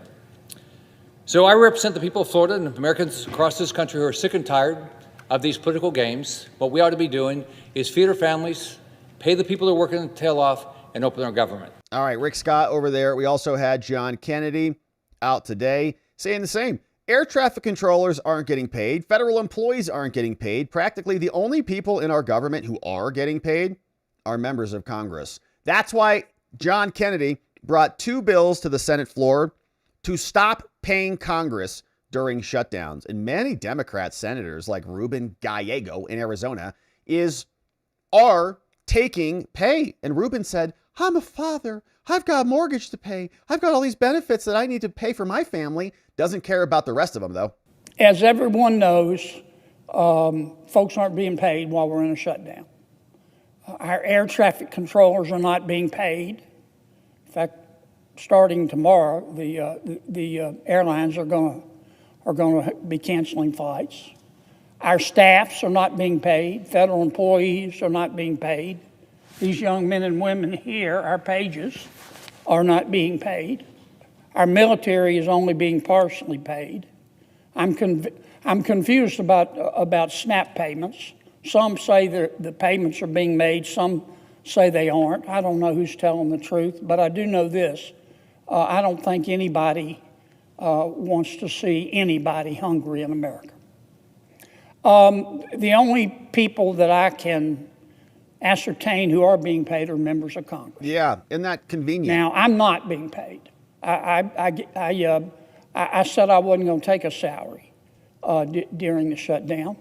And some of my colleagues are, and I'm not judging anybody. I'm really, the purpose of this is not to judge anybody. I'm just saying that it's time that Congress should have some skin in the game. They don't have any of the same consequences that the rest of us have. They can trade stocks without consequences. They get their own medical care, medical treatment with their own requirements and benefits. And they get paid when they create spending bills that inflate all of our money, and they still get paid while the shutdown happens. It's ridiculous. Set an example. I've got two bills I'm going to offer up today. The first one is called the No Shutdown Paychecks to Politicians Act. This just says that while we're in a shutdown, members of Congress don't get paid, and they don't get back pay. The second bill is entitled Withhold Member Pay During Shutdowns Act. That bill says while we're in a shutdown, members of Congress don't get paid, but they will get paid. They'll get their money in arrears after we open government back up. Both sound like better options than this one. And I remember Warren Buffett, I think at one point said, we should pass a constitutional amendment that would say if Congress doesn't pass a balanced budget every year, then they're ineligible for re-election. Something like that, right? If the government shuts down, then you're ineligible for re-election because you're idiots and you can't run the government. So you're all gone, everybody. Not a bad idea either. So here is a little bit more. We had JD, we had Ron Johnson. Man, things are getting pretty tense in the Senate. Ron Johnson digging into Blumenthal saying, will you just behave yourself? This is a Senate body. Act with some dignity. Republicans are refusing to extend enhanced tax credits because they hate the ACA more than they care about the pain that this move will inflict on families. Thank you. So the ranking member has been incredibly disrespectful of these hearings. This is the fourth example of this. The rules allow for one witness from the minority unless they request an extra. And I've granted that request in the past. I had no idea that he was going to add another witness via video. Rude. After, I didn't really time it, but 8-9 minute opening statement, then adding another witness that he could have asked ahead of time. I probably would have granted the permission. He didn't do so. He probably had 3 or 4 more pages of his opening statement. He was going to filibuster for about 30 minutes. So that's what's happening here. Well, I just wanted to. I wish I had a half an hour more, but there's no way that I. Again, you are just being rude. Yeah. As you've been rude as ranking member since I took over the chair. It's unfortunate, but I'd appreciate if you'd stop being rude, follow the norms of this committee, and if you want an extra witness, request it beforehand. Right. And please keep your opening statements to a reasonable length of time. For the love of God. I certainly extend that courtesy by keeping my comments reasonably short. I would like if the ranking member would do the same thing. Yeah. Blumenthal. Yeah, jerk. Act like a senator for once. Golly. All right, so Trump's also commenting on the SNAP decision. And here is what the president said.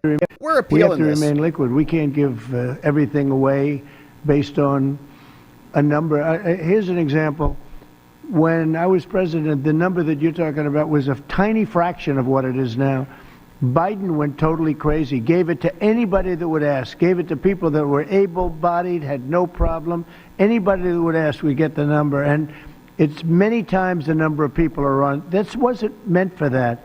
It was meant for people that had real problems, in many cases, people that were down and out, people that could be saved. It wasn't meant for people that could do whatever they want, the people that say, well, I don't think I'll work, I'll just, collect this money.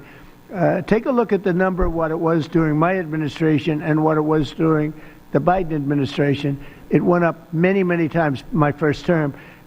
We have to remain liquid. And we don't want anybody going hungry, but we also don't want 42 million people who have to get sustenance from the federal government.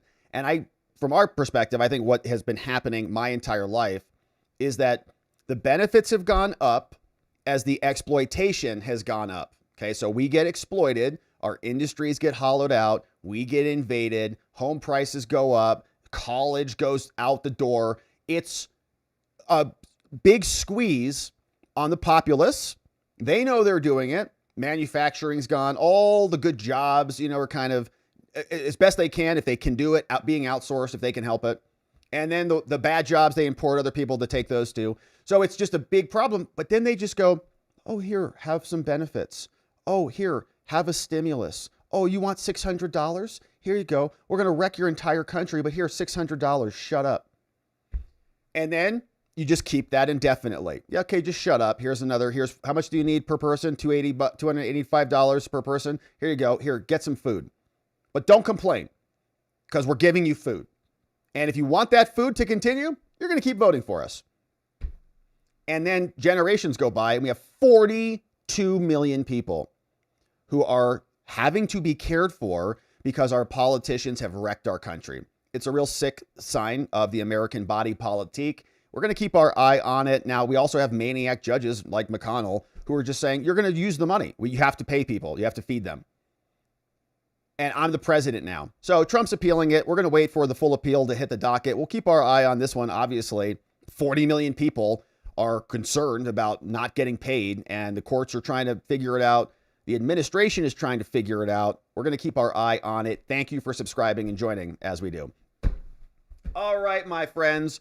What a beautiful Friday it has been. If you're just joining us, quick recap on what we're talking about. Then it's time for your questions, and then members only time as soon as we're done here. So if you're a membo, stick around and we'll see you in just a bit. But we've got a quick recap. So we talked a lot today about various prosecutions. We have an appeal in the James Comey case. Okay, so James Comey, they issued an order the DOJ was not happy about unsealing some grand jury materials. And now the appeal is working its way up to in the same district, but from the magistrate judge up to the actual U.S. district court judge. So all that we went through, refreshed our recollection on the Comey prosecution in general, learned a little bit more about the judge, William Fitzpatrick, who issued this bizarre order, sua sponte on his own, unseal everything.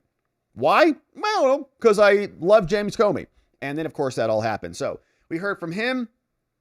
We heard from Lindsey Graham and Sean Hannity doing a weird bro sesh over there on Fox News. Before we turned our attention to 20 to 30 or maybe more subpoenas that have now been issued, including against this dude, John Brennan, former CIA director, who in our opinion is a big liar, one of the main hubs of this entire scam, multiple scams, including 2016 and 2020 and 2024. You could make those arguments. So guys, bad news. So we got new reporting. Just the News is saying grand juries have been impaneled. We got subpoenas that are being drafted and stuff is flying out. Ken Delanian had a tough time talking about this with this other woman and playing this game like, what's happening? Why are they writing subpoenas? Could it be that they're going to prosecute somebody? Why would they prosecute somebody? They've already been exonerated.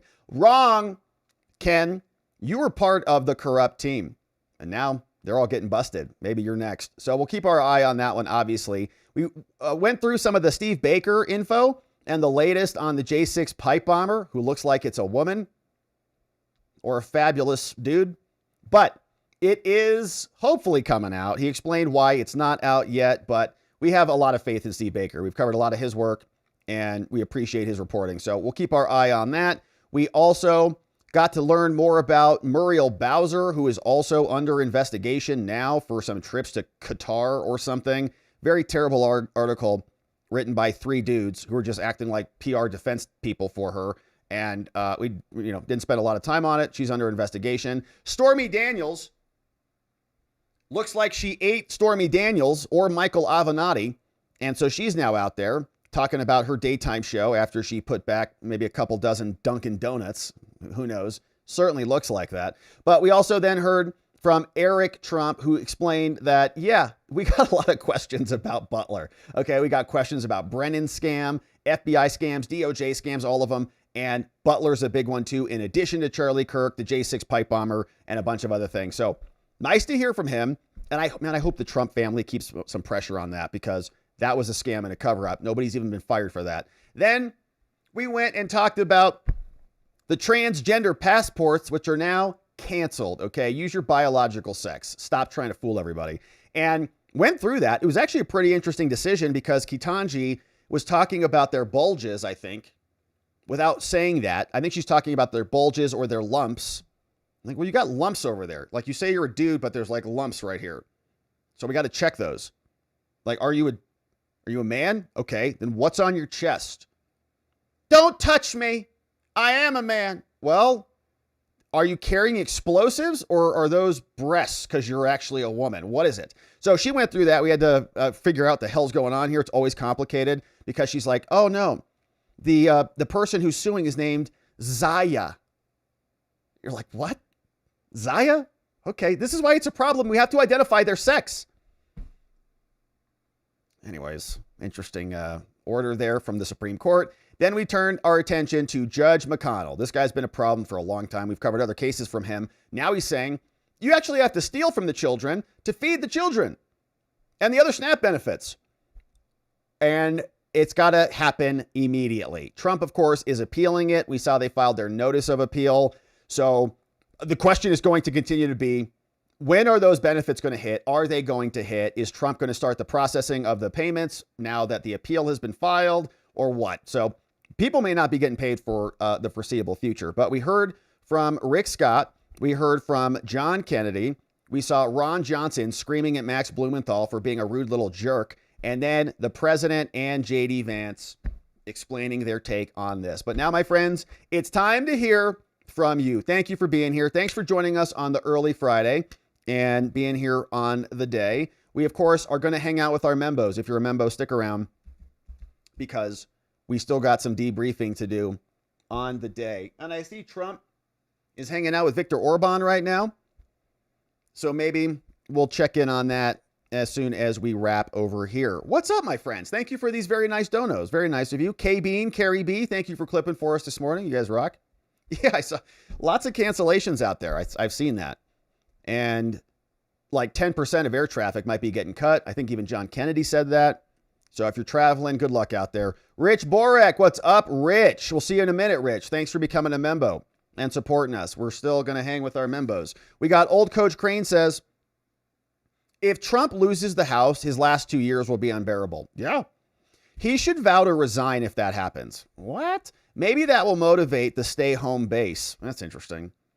So Trump, like, it's kind of like your angry dad. It's like, if you don't do your chores, we're not going. Like, oh, man. Okay. Yeah, Old Coach Crane. I don't want him to resign. If we lose the House and the Senate, I saw Steve Bannon out there saying he thinks we're going to go to jail. He's probably right. So, you know, when I say we talk a lot of crap against the Democrats here. So I'm sure they're not happy about that. Old Coach Crane, good to see you. We're just going to, how about we just win? That's a better idea. Thank you, Old Coach. Chubby Stubby, these judges and their ridiculous rulings are just going to continue and escalate because of our inept and feckless SCOTUS. I agree, Chubby. And the SCOTUS is going to require political pressure, just like anything. And honestly, I think it's going to start with Congress. When Congress starts to impeach these judges, that's our best avenue. We need them to impeach. We finally have some motivation on that, by the way. Byron Donalds, a bunch of them are saying that Boasberg should be impeached. So all of our focus and energy should be on that. Once the Supreme Court says, holy crap, Congress is now checking the judiciary, that's going to make it an existential crisis for them. They're going to say, our judiciary is under attack. So we better get a rein on this stuff. And it needs to happen. So I think the most democratic body that we have, where we have some representatives, we got to continue to put pressure on them and support them and expose the true level of corruption. Because the only thing that has gotten them so mad that they want to impeach Judge Boasberg, the only thing of all of the things that we've covered on this channel is that they spied on their phone records, not our phone records, not Trump's phone records, not Trump administration people's phone records, not, 19 co-defendants being indicted because Jack Smith funneled fake information to Fani Willis. None of that. They don't care. It's because their phone records. That's it. So they're still pathetic, but at least they have some energy now, right? So we want to keep that pressure up. Hey, Core Values America. 16 months as a member, coming up on 2 babies. Core Values America. Man, I love it. We'll see you in the after party, Core Values. Chubby says, okay, a judge made a ruling without doing the required legal due diligence. Shocking. I know, just like yesterday too, and the day before that. It almost sounds like they're not qualified for these positions. Yeah, well, I think that is true for a lot of them, to be honest with you. A lot of them are just political appointees. They worked at some dumb law firm somewhere, and that law firm did good work for a Democrat, and they get appointed. That's about it. Some of them are very smart. Some of them are very qualified, but not all of them. And especially the ones who say stupid things anonymously like cowards. In the New York Times, they say, the Supreme Court doesn't have our back. Whoever said that is not qualified. I don't know who it was because they're a coward in addition to being a moron. And they won't even communicate openly to the press about that because they'd rather act as partisan hacks, hiding under cover and still attacking the Trump administration from their benches. They're pathetic. I am divine creation. I can't wait until we reverse the modernization of the Smith-Mundt Act! Exclamation. Propaganda? You think Congress will do it? Or are they taking advantage of all of that? Good to see you, I am divine creation. Chubby says things they need to do internally, i.e. create a cover-up. Yeah, you're talking about the Steve Baker thing? The J6 pipe bomber? Oh no, we have to just investigate a couple things. Yeah, why don't you send us the records? And then everything gets deleted. Yeah, voice of the people. Stormy looks like Ursula from Little Mermaid. Yeah, the octopus. Is she an octopus? Put them side by side, you can't unsee it. I completely agree. Also think maybe like the Wicked Witch of the West, except if she was like 50 to 70 pounds heavier. Also, kind of like the hook nose, kind of the whole thing. It's bizarre. It is, I think, honestly, I believe this. I think that a product, like living a life of toxicity and lies and darkness and deceit, I think it perverts you. It perverts your face. Just like, being a drug addict or an alcoholic or a gambler or a sex addict. Any of these things, they cause a physical change. Drugs, may have a deeper reason for that, but it's a toxic lifestyle. It actually contorts your brain. It contorts your physiology. I think it. Hey, Leonard, Dems have concluded that the shutdown helps them politically. Dems could care less about the human suffering that the shutdown causes. Yeah, no, totally. And we covered that too yesterday. We saw that headline, I think it was from Axios, that said they're soaring right now. I saw a headline that they think that they have a mandate for the shutdown to continue. And why wouldn't they? They have 42 million highly motivated people who are going to vote for them to turn on the government. And the media is being complicit. So go vote for the Dems. They'll get you your money. They'll get you your money. They're fighting for your money. Londo, does the stupid burn hotter in black robes? I think for some of them, they don't even feel it. For some of them, they put on the black robe and all of their self-awareness just it evaporates instantly. They just go, I'm a federal judge. I'm the president now. That's how demented many of them are. I'm just going to issue a nationwide injunction and take over the country. So they don't even feel stupidity. It's like a force field against logic and reason. I am divine creation. As a disabled 58-year-old receiving SNAP, I pray we keep the government shut down for 61 days so Trump can make the furloughs permanent. I won't starve. Welcome to devolution, the end of the deep state. From I Am Divine Creation. Man, that is such a, thank you for sharing that. And yeah, it's like you're a disabled 58-year-old, you're receiving benefits. Like, okay, maybe we should focus on you rather than billions of dollars for foreign countries. Maybe that's a good idea. But we can't even do that, right? It's all being hollowed out. We've spent how many billions on USAID? What was their budget? 50 billion a year, whatever. Which still is like only a dent in the SNAP benefits. But yeah, I Am Divine Creation. Part of me thinks that there needs to be a real, like almost like a purge, right? Like real consequences in order to change the system.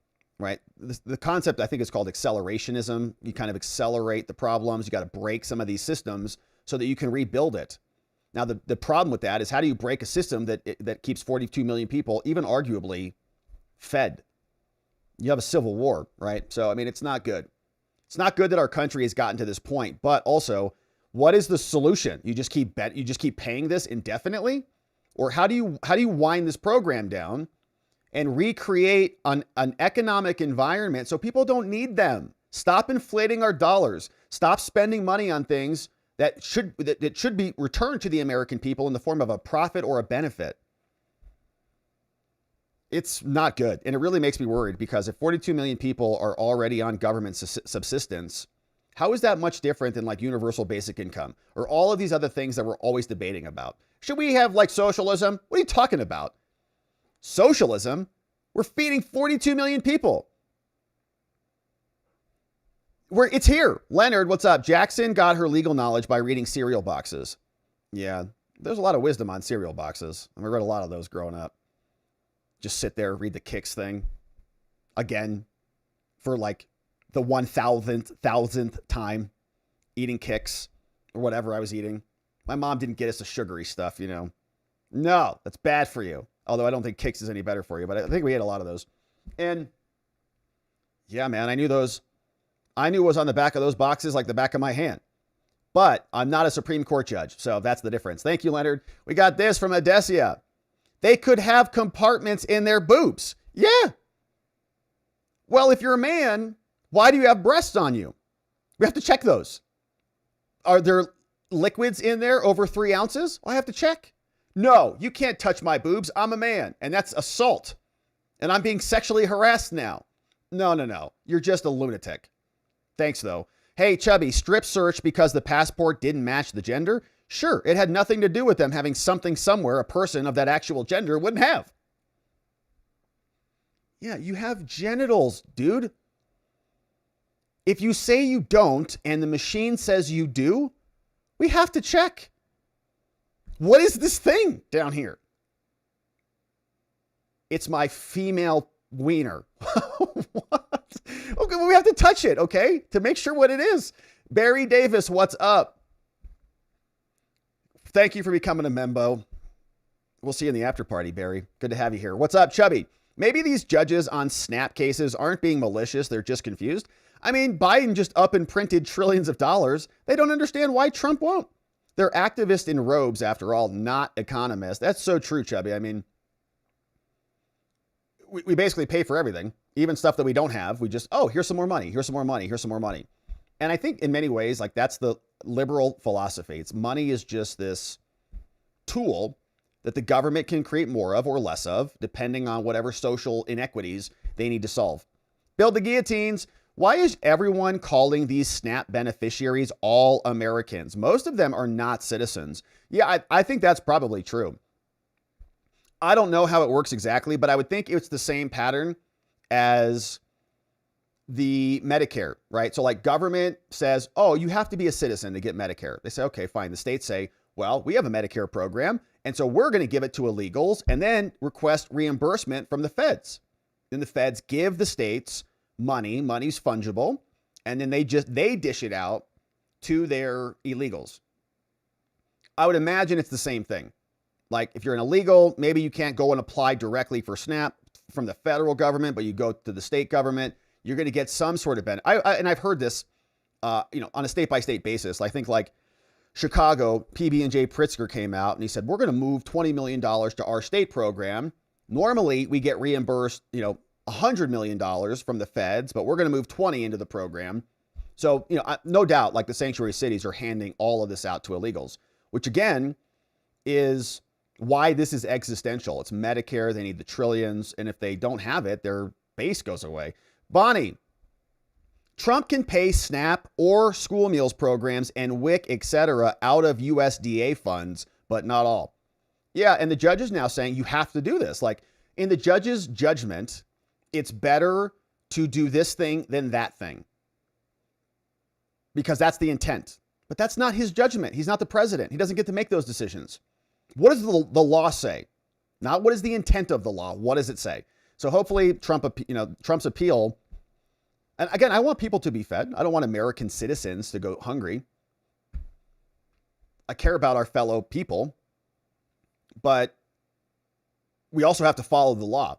And if there are judges that are just perverting the laws to force things to happen, then the shutdown will not really reach a necessary conclusion. You've got the solution being perverted by the federal judges. Like if there's going to be harm to the American people, the judges shouldn't band-aid over that. Congress should fix that. Legally, and we don't, because we are a nation of laws, not a nation of intent. Chubby, what's up? I Am Divine Creation says all the Republicans fled New York already. Imam Donnie can't keep his promises and is begging for cash. You have to show people the truth about communism. I think a lot of people are going to get a healthy dose of reality with Commie Mamdani. A bunch of things I don't think he even has the power to do that he was saying he's doing. And we didn't follow that campaign too closely, but yeah, I mean, it just creates this downward spiral. The problem is the downward spirals are often backfilled by the federal government. So if the, Democrats retake power, they'll just backfill Mamdani so that they can show it as a workable model that they can spread to everywhere else. Chubby, what's up? I'm guessing this so-called judge has a phrase of the day calendar, and it was arbitrary and capricious the day they wrote this order. Certainly felt like that. He had that on the brain. But that's just their default when they have no good legal arguments as well. It's just, well, it's arbitrary and capricious. Why? Well, because I say so. Okay. What's arbitrary and capricious about the government shutting down and not having any money? That's Trump's fault? He's acting erratically? He's acting like a lunatic arbitrarily without any rhyme or reason? No, the government shut down. It's not arbitrary at all. This judge's brain is. Cardinal O'Flanagan, breaking news. Multiple overeaters groups are reporting their members are unable to overeat. They request free ribeye and Hershey bars immediately. Ship them immediately or they're going to drop dead. Those are the fun videos of those extra large, extra chunky women out there on the streets. I've seen many of them, mostly women. So I don't know where I'm going to get my food. I don't know where I'm going to eat. We're like, lady, you're like 150 pounds overweight. Okay. You're going to be okay. You've got 3 months of reserves. It'll be good for you. Mark Shaw. Hey, Mark, what a nice dono. Thank you, man. Hey, congrats on tying the knot with Alexis. Tell me about it. Look at that right there. This may seem late, but I wanted to make sure you went through with it. We did. Please enjoy dinner with your beautiful bride on me this weekend. Thank you, Mark. We definitely will. Thank you, my man. And actually, we're doing an earlier stream today because you know what we're doing this afternoon? Thank you cards. So we're doing that. Please enjoy dinner with your beautiful bride on me this weekend. Thank you for your hard work, your sense of humor, and patriotism. Best regards, Mark. Mark, man, thank you very much. Very nice of you to send that. Very nice comment. Thank you for being here. Thank you for being a member. Thank you for supporting our work because we couldn't do any of it without you. So very nice of you to say that. We did it. We did it. She said yes. I know. Shocking. Oh, wow. This is crazy. Hey, S, thank you again, Mark. Very nice. What's up? S. Quinn. As it's been said, if the government feeds you, they can starve you. If the government houses you, they can make you homeless, and on and on and on. It goes. Moral is, don't rely on the government. Yeah, and they're a terrible job at all of that. Other than just printing money. It's like, don't we want a system where where people can have some upward mobility? Like rather than just being like suppressed and limited because you're on SNAP and you got to qualify for SNAP and you're incentivizing people not to grow and improve their lives because if they do, then they don't qualify for these programs. You're just encouraging the lowest common denominator of American existence. What kind of life is that? We don't want that for our fellow citizens. It's not good. Bonnie, in 2019, an average of approximately 35.7 million people were on SNAP, while in 24, the average was almost 42 million people per month. Those numbers should be going down. The goal should be to have 0 people on government assistance because our economy is so amazing. Everybody can just go and add value and make a lot of value, make a lot of money. There should be a benefit to being an American citizen. We produce so many good things. We should not be in constant debt. Our country should be improving. We should have Alexis and I were watching. What were we watching? I think we were watching something about DC and like Grand Central Station, maybe in New York, or the Metro in DC or something. And we were looking at it. We're like, nobody builds anything like that anymore. Like, why? Everything's like these, steel buildings with paper mache on the sides, Dollar Tree stores and everything. Like, that's it. Our country is being hollowed out, and it's really disgusting. And then they just say, oh, here, have some benefits. Oh, here, have a stimulus. Just shut up. We got more money that needs to go overseas. OSPAC, I'm a bit of a punk, but if an appeals court says that you can use random buckets of money to pay for unrelated things, then I would pay the military and air traffic controllers and go, whoop. What was that? Did something just start playing? What's that over here? That was playing a sound. I don't know what that was. Anyways, so it says, yeah, no, that's my point. Yeah. If the judge just says you have to pull money from other locations, then why don't you just do that for like huge portions of the federal government that you can't get rid of? You're just like, oh, yeah. No. Like all the IRS money is now over here. Oh, thank you over here. Now it's going over here. All the Department of Education money that were congressionally mandated to spend, I was ordered by a judge to go pay this. So that's what we're doing, right? Kind of keep playing that game. Oh, yeah, sure. Much rather feed the kids than feed 80,000 IRS agents, Hey, but we love the IRS here. Love them. Don't audit us. Pam Raglan, although I think we're in a good environment. That joke had a little bit more impact when it was a bad IRS, but I think they're cleaning house over there. Pam, lawsuit filed versus Prop 50 from the Dillon Law Group. I did see that headline. The basis is racist districts without legal analysis or justification. The current SCOTUS issue would help this suit. Mark Mauser filed it. Yeah, amazing. That would be probably a good one to cover too. Dillon Law Group. Yeah, I haven't looked at that lawsuit, but yeah, that probably is a good one. Thank you for that, Pam. Maybe we'll hit that tomorrow on the Membo stream. Hey, RuboSaltShop.com. Such good salt. I told you we put it on our steaks the other night. Fillets, they were great. Hey, just a reminder, a special right now at RuboSaltShop.com. 35% discount. All you got to do is use code WTW35 with a lowercase t. Go over to their website, get some salt. It's not just salt. You get 35% off a 2-pack of RuboSalt Fleur de Sel number 9. It comes from the ocean of France. Coast of France. Blended with love, purity, tradition, 9 organic herbs. Secret ingredient. It's good. Get it for a gift. Get it for your mama. I got a lot for my mama. She loves the RuboSalt. It's great stuff. And yeah, thank you, Rubos. A little wedding discount. Very nice of you to do that. So my friends, it's good. I don't know what kind of salt you're using, but that's better. Stuff. When is the Comey case revenge? When is the Comey case revenge? January 6, 2017 or now? So the case is being prosecuted now.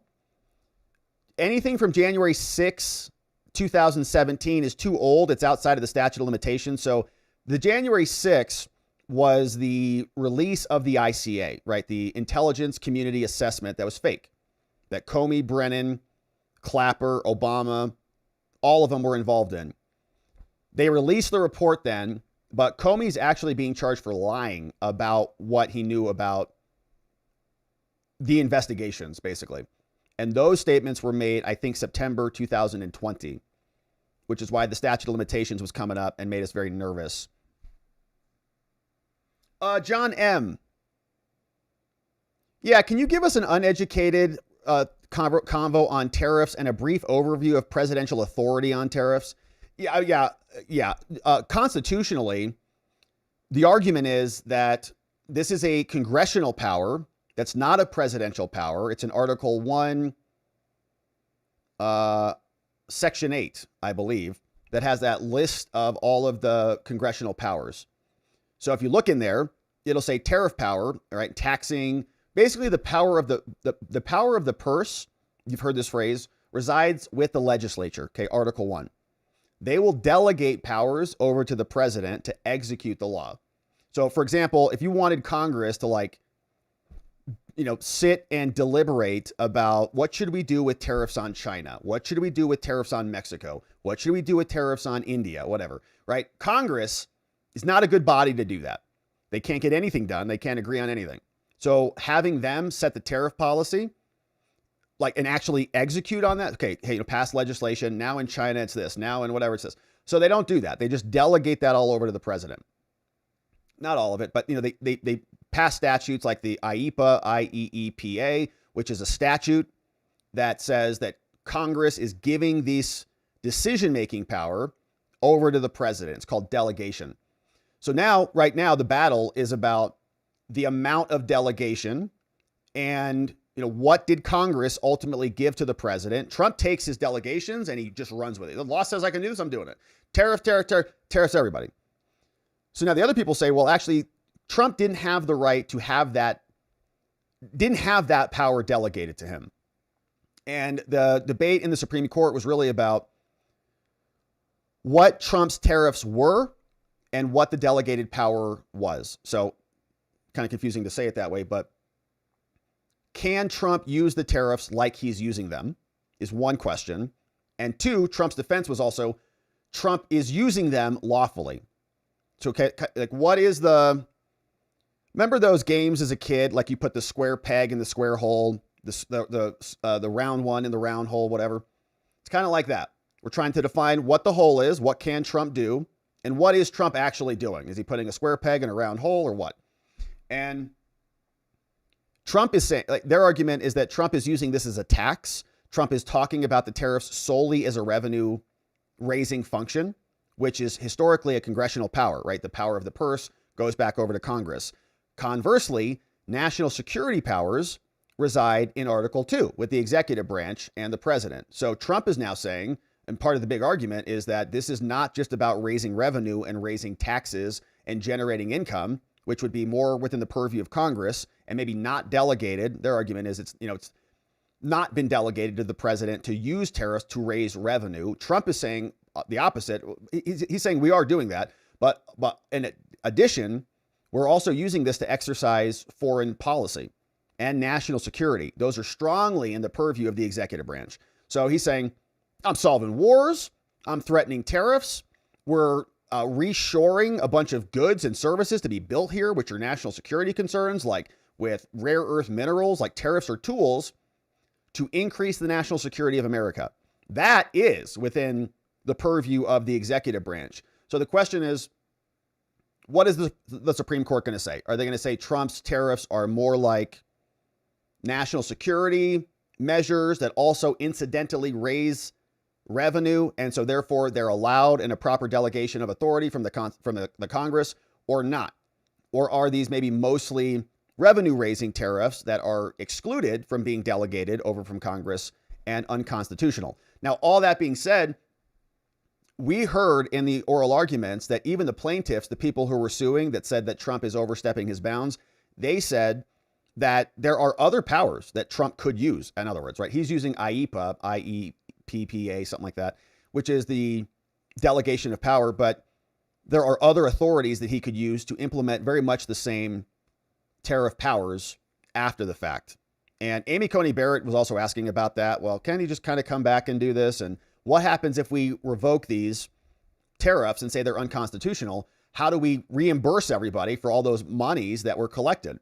How do we do that? And so, there's a lot of different ways I think the Supreme Court could splice this. But even just a prospective, so all the tariff collected right now, we're done with those. Government keeps that revenue, but then moving forward, there's a different, set of relief. So hopefully that helps, John. It's a complicated history there, but It's going to be interesting. Anthony F. We didn't spend a lot of time on it this weekend because I kind of got that vibe. Like it might be short-term consequential, but long-term probably not. Like I think Trump will have the tariff power.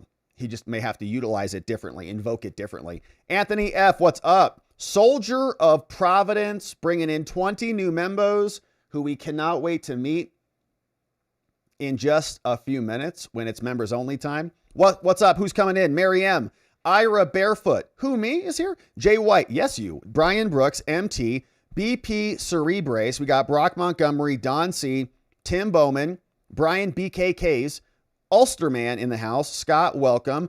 Too many hobbies, Dad. Ian Charles. What's up, Thomas J.? Janet Petite in the house. And Prince of Cats, all gifted membos, courtesy of our friend Soldier of Providence, a.k.a. Anthony F. Thank you, Anthony. Welcome, new members. We'll see you in a little bit. Alan Harkin, over on the Rumbles. Alan, good to see you, my man. Thank you for another nice dono. Always super generous. We appreciate you, Alan. Great show as usual, Rob. You rule the school. Sometimes I'm in detention. So unsurprised to see the rats trying to run from the Titanic, but the Titanic will sink and they'll go down with the ship, if I recall correctly. I think, yeah, speaking very specifically, the rats did go down. A lot of people did too. You rock. Alan, thank you for that, Alan. Yeah, there does seem to be nervousness in the air. Brennan, nervous. Weissman was nervous. I think there was a clip of Weissman saying that he's been indicted, which is great. Andrew Weissman, of course, one of the Mueller hacks and, orchestrators of lawfare against Trump, saw a clip. He's like, yeah, I think we know when I got indicted kind of a thing. You go, you're gonna, hopefully. Hasn't happened yet, but thank you very much, Alan. Very nice to see you here. And we want victories. We want victories here. We want justice to be done. Amazing to have you, Alan. Thanks again. Hey, message retracted, but a very nice dono. It's like a redacted, friggin' CIA came in here and covered this message up. Thank you, whoever sent that dono in. We appreciate it. We got Rubos. Yes. Hey, so check out the Rubos book too. They wrote a book called My Father's Miraculous Rock Soup. It's over on Amazon. And grab it. Available for purchase. My Father's Miraculous Rock Soup. After you've read it and loved it, we need you. Once you fall in love with the story, you will. Drop a quick review on the Amazon page. Your words could help this little miracle go viral and touch hearts around the world. Can we count on you? From the Rubos? Of course we can. You can, the Rubos. And you guys sent me, I know, a courtesy copy. Thank you very much for doing that. I'm going to crack into that this week. Shout out to the Rubos. Check out their book, My Father's Miraculous Rock Soup. Children's literature. Amazing. Look at the illustrations too. Awesome. Check it out, my friend. Sharpie guy. Hey, Rob, how would charges filed against Comey find their way into conspiracy charges against the U.S.? I'm not sure how it works. Any input? Yeah. So like, for example, Trump was charged with a couple conspiracy counts. I think conspiracy against rights was one of those for like the January 6th case. Conspiracy to obstruct, I think maybe was another one. So conspiracy charges are basically, like one or more people are involved in it. So Comey would have some people he's colluding with if we're going to meet the elements. And then we have overt actions. So what is the overt act in furtherance of the conspiracy? So like if you're robbing a bank and you're wanting to show that somebody was a part of that, they went and bought the ski masks. Okay. They went and drove around the block to scout the area. Like these are acts in furtherance of it. The acts themselves are not necessarily crimes, like going and buying a ski mask, not a crime. Driving around a bank, not a crime. But when you add up the ski mask and this and the guns and, they wrote a map and the plan, you add it all up, and then they ran in there. Somebody ran in there and robbed the bank. Maybe somebody else didn't go in the bank, but they were part of the conspiracy. They were back home organizing it. How do you prove that he's part of the conspiracy? You gotta charge it, show the connection, show that he didn't abandon the conspiracy or get out of the conspiracy, and that he was involved in acts in furtherance of the conspiracy. So it'd be much the same that, Trump was working with, they said Trump was working with other people to obstruct the election, all the things. It'd be very much the same. Comey working with Brennan, and they're all taking acts in furtherance of a conspiracy. I mean, I think that's what they charged Diddy with, if I remember right. So good question, Sharpie guy. Hopefully it happens. 127 gold. The government freeloaders are fat enough that we have plenty off tomorrow time. Plenty off tomorrow time. Yeah, well, there's a lot of government freeloaders who are definitely large. Maybe off borrowed time. We have plenty. Anyway, so 127 gold. There are a lot of extra chunky bureaucrats out there. And they're going to be just fine. There's a lot of people out there who can, survive. So thank you for that 127 gold. And maybe Trump can shut down some other governments as he's moving the money from one location to another. Hey, Gray Card, what's up? Welcome aboard. Thank you for becoming a membo. We'll see you in just a few minutes. It's going to be members only time coming up. ELZ, my fantasy, district court judges issuing orders to Democrat senators to pass the CR. Yeah. Why didn't the judge issue an injunction to Chuck Schumer to open up the government, spend some money? So do the charges go to Florida or stay in Virginia? Yeah, it would depend, I guess, on the nature of the charges and the nature of the conspiracy. So where was the kind of the nexus of the acts to the crime? So generally charges are geographic.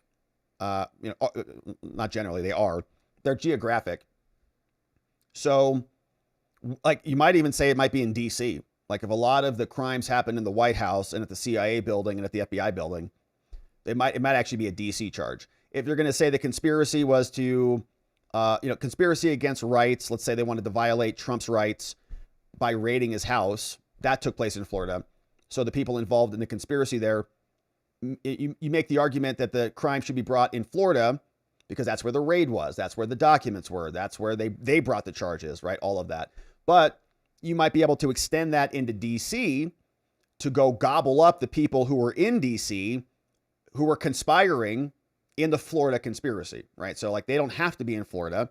You charge them in Florida because they were facilitating the warrants and they were, doing Arctic frost and crossfire hurricane, all the things in DC, but then it went out of DC. So, but you have to make the argument. Like you can't just go charge them in Texas because you want to be in Texas. Natalie Ray, got the Rubos salt. I sent 2 to my daughter too. They're fantastic. That's amazing. It's good salt. Yeah, it's good salt. And you feel very sophisticated too. And it's not just a feeling. You are sophisticated. You're eating salt from the ocean of France. Okay. Not made in a lab somewhere. So amazing stuff. Check out RubosSaltShop.com. We love the Rubos. They have the best prayers too. My friends, thank you so much for sending those in. Welcome to our new membos. We're going over to members only time. We're going to debrief and hang out a little bit in just a minute. Let's see what's up. Any comments on X? John Reese. What's up, John? John, good to see you, man. And thank you for sharing our stuff on X. I've seen you do that. We appreciate that and shouting us out. I spit out my eggs watching the segment about the Comey appeal by the DOJ. That magistrate has gone rogue. Totally. Yeah. And just didn't even do any analysis. Unseal everything for James because I like him. He looked at me nice today.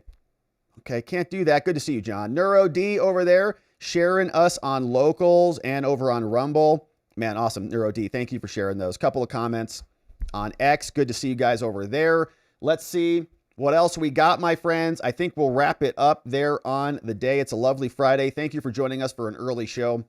Thanks for subscribing if you haven't already done that. Membos, stick around. We're going to debrief and hang out for a bit.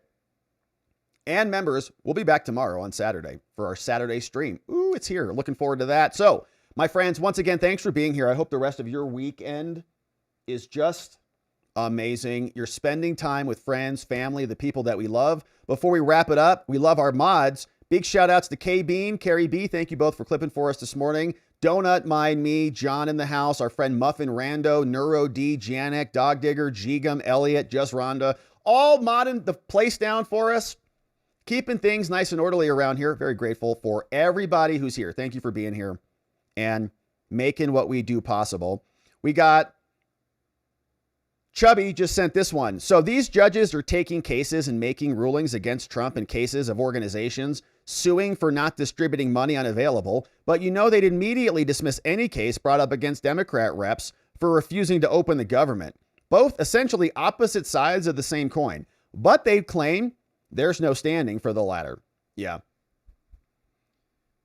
one side is allowed to use the courts for political purposes and to take out their political enemies. The other side is not.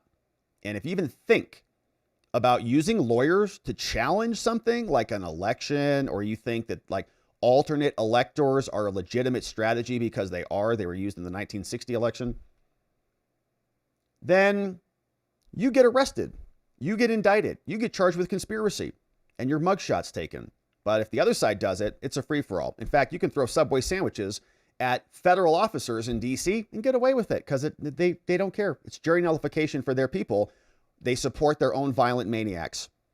So we got our work cut out for us, my friends.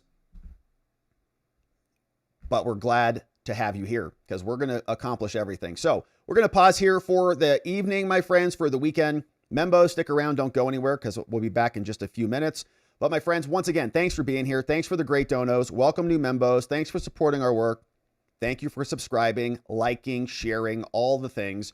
Very grateful to have you here. But it's time for the weekend. We made it to Friday, covered a lot of good ground this week. I hope that you have an opportunity to unplug a little bit, refresh, recharge, rejuvenate that spirit. Get outside, get some vitamin D, sunshine, spend time with our friends, our families, the people that we love, so that we can come back on Monday restored and ready to go to get into it again. And in order to do that appropriately, we are going to need to see you right back here so that together with your help, we can shine that big, beautiful spotlight of accountability and transparency down upon our system with the hope of finding justice. Make it an amazing weekend, my friends. Have a great afternoon. Sleep very well. We'll see you right back here on Monday. Bye-bye.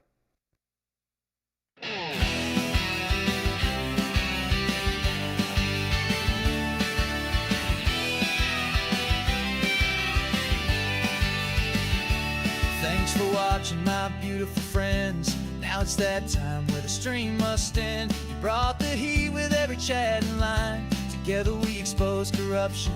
One more time we dove in the truth where the media hides. Lit up the lies with receipts on all sides. The fight isn't over, but we made them sweat. We ain't done yet, no, not just yet.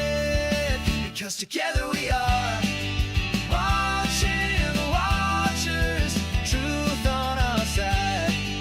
Watching the watchers, we won't be denied. Watching the watchers, eyes open wide.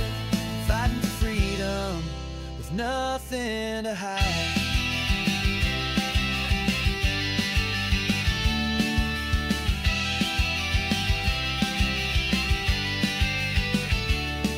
Drop a like and don't forget to share. And bring a friend who's ready to care. Tomorrow's lies are just today's news, but here we see through the scripted ruse.